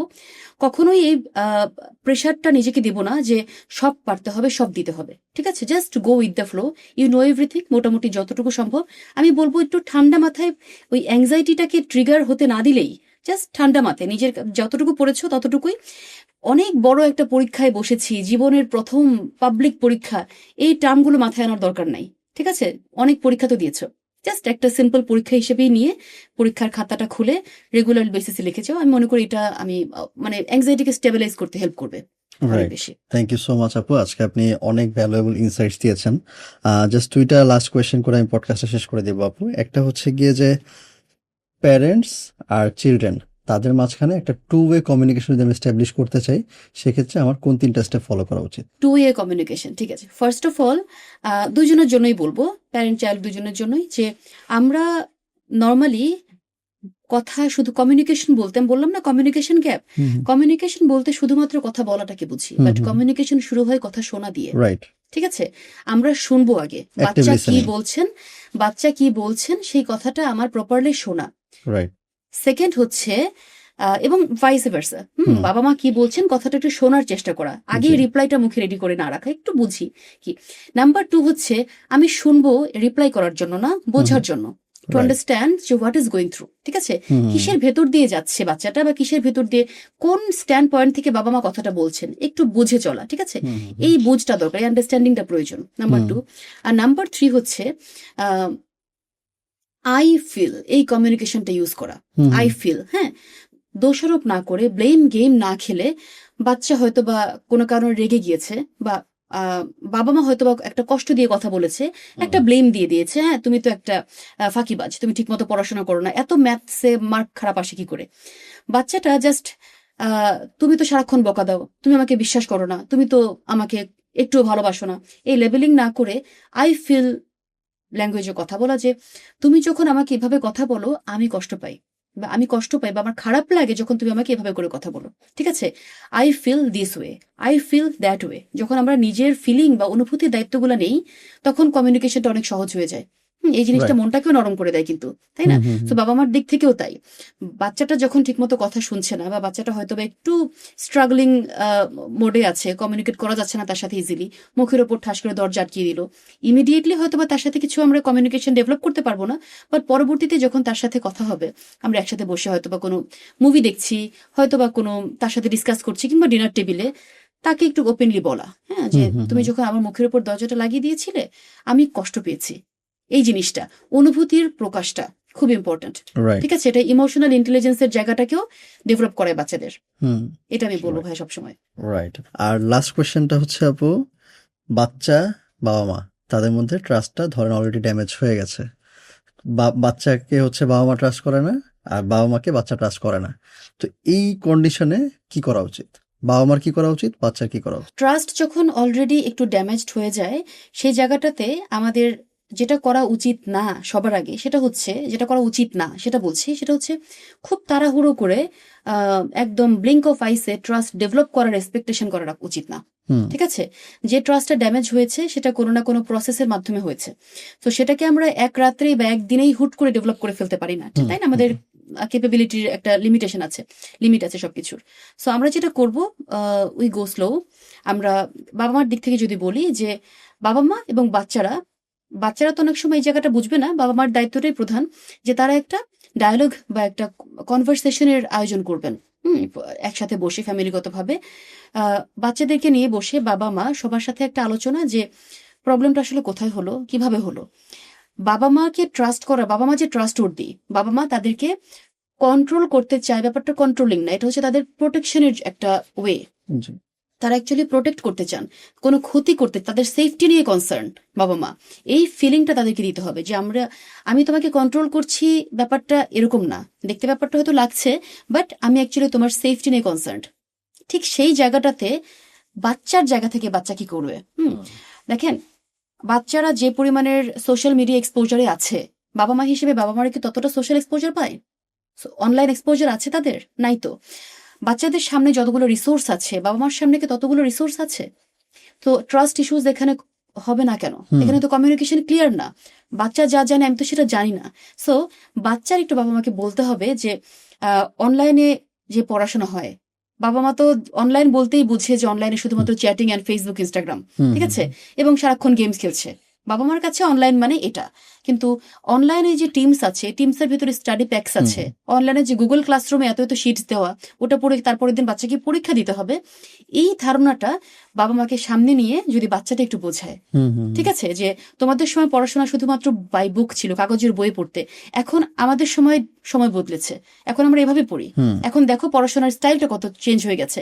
হুম তখন বাবা মাও কিন্তু তাদের ভেতর থেকে একটু বুঝলেন রিলিফ ব্যাপারটা, পাবে, হ্যাঁ। আন্ডারস্ট্যান্ডিংটা ডেভেলপ করলো, তাই না? তারা জানতেন না, তাদের ওই হুম অ্যাকনোলেজমেন্ট বা ওই এক্সপোজারটাই ছিল না হয়তো হুম কখনো। হুম হুম সো ট্রাস্ট ওর্দিনেস ব্যাপারটা কিন্তু আস্তে আস্তে করে এভাবে করে গেইন করে, তাই না? At write the same time আমি বলবো যে বাচ্চারা যখন একটুখানি বুঝবে যে বাবা মা সবসময় ভেতরে একদম স্পাইং করছে না, তারা আমাদের ভালো চাচ্ছেন।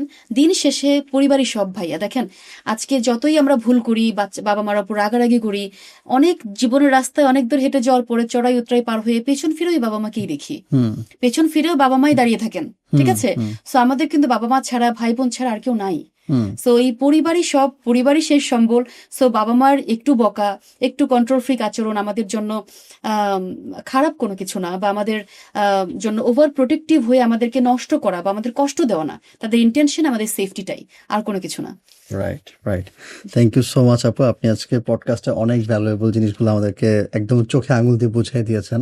সো আমি যদি পুরো পডকাস্ট আজকে একটু সামারাইজ করি, সেটা হচ্ছে আমরা কিন্তু আজকে পডকাস্টে প্যারেন্ট অ্যান্ড চিলড্রেন রিলেশনশিপটা কেমন হওয়া উচিত, কেমন হওয়া উচিত না, প্যারেন্ট অ্যান্ড চিলড্রেনের মধ্যে কীভাবে ট্রাস্ট বিল্ড করা উচিত, একটা এসএসসি এক্সামিনের কীভাবে প্রিপারেশন নেওয়া উচিত, তাদের প্যারেন্টসের কীরকম আচরণ করা উচিত, এরকম সহ আমরা কিন্তু সোশ্যালি বর্তমানে প্যারেন্ট চাইল্ড রিলেশনশিপের মধ্যে যেই ইস্যুসগুলো আছে মোটামুটি সবকিছু কভার করার চেষ্টা করেছি, এবং আপু তার এক্সপার্টিস থেকে আমাদেরকে সবকিছু জানানোর চেষ্টা করেছেন।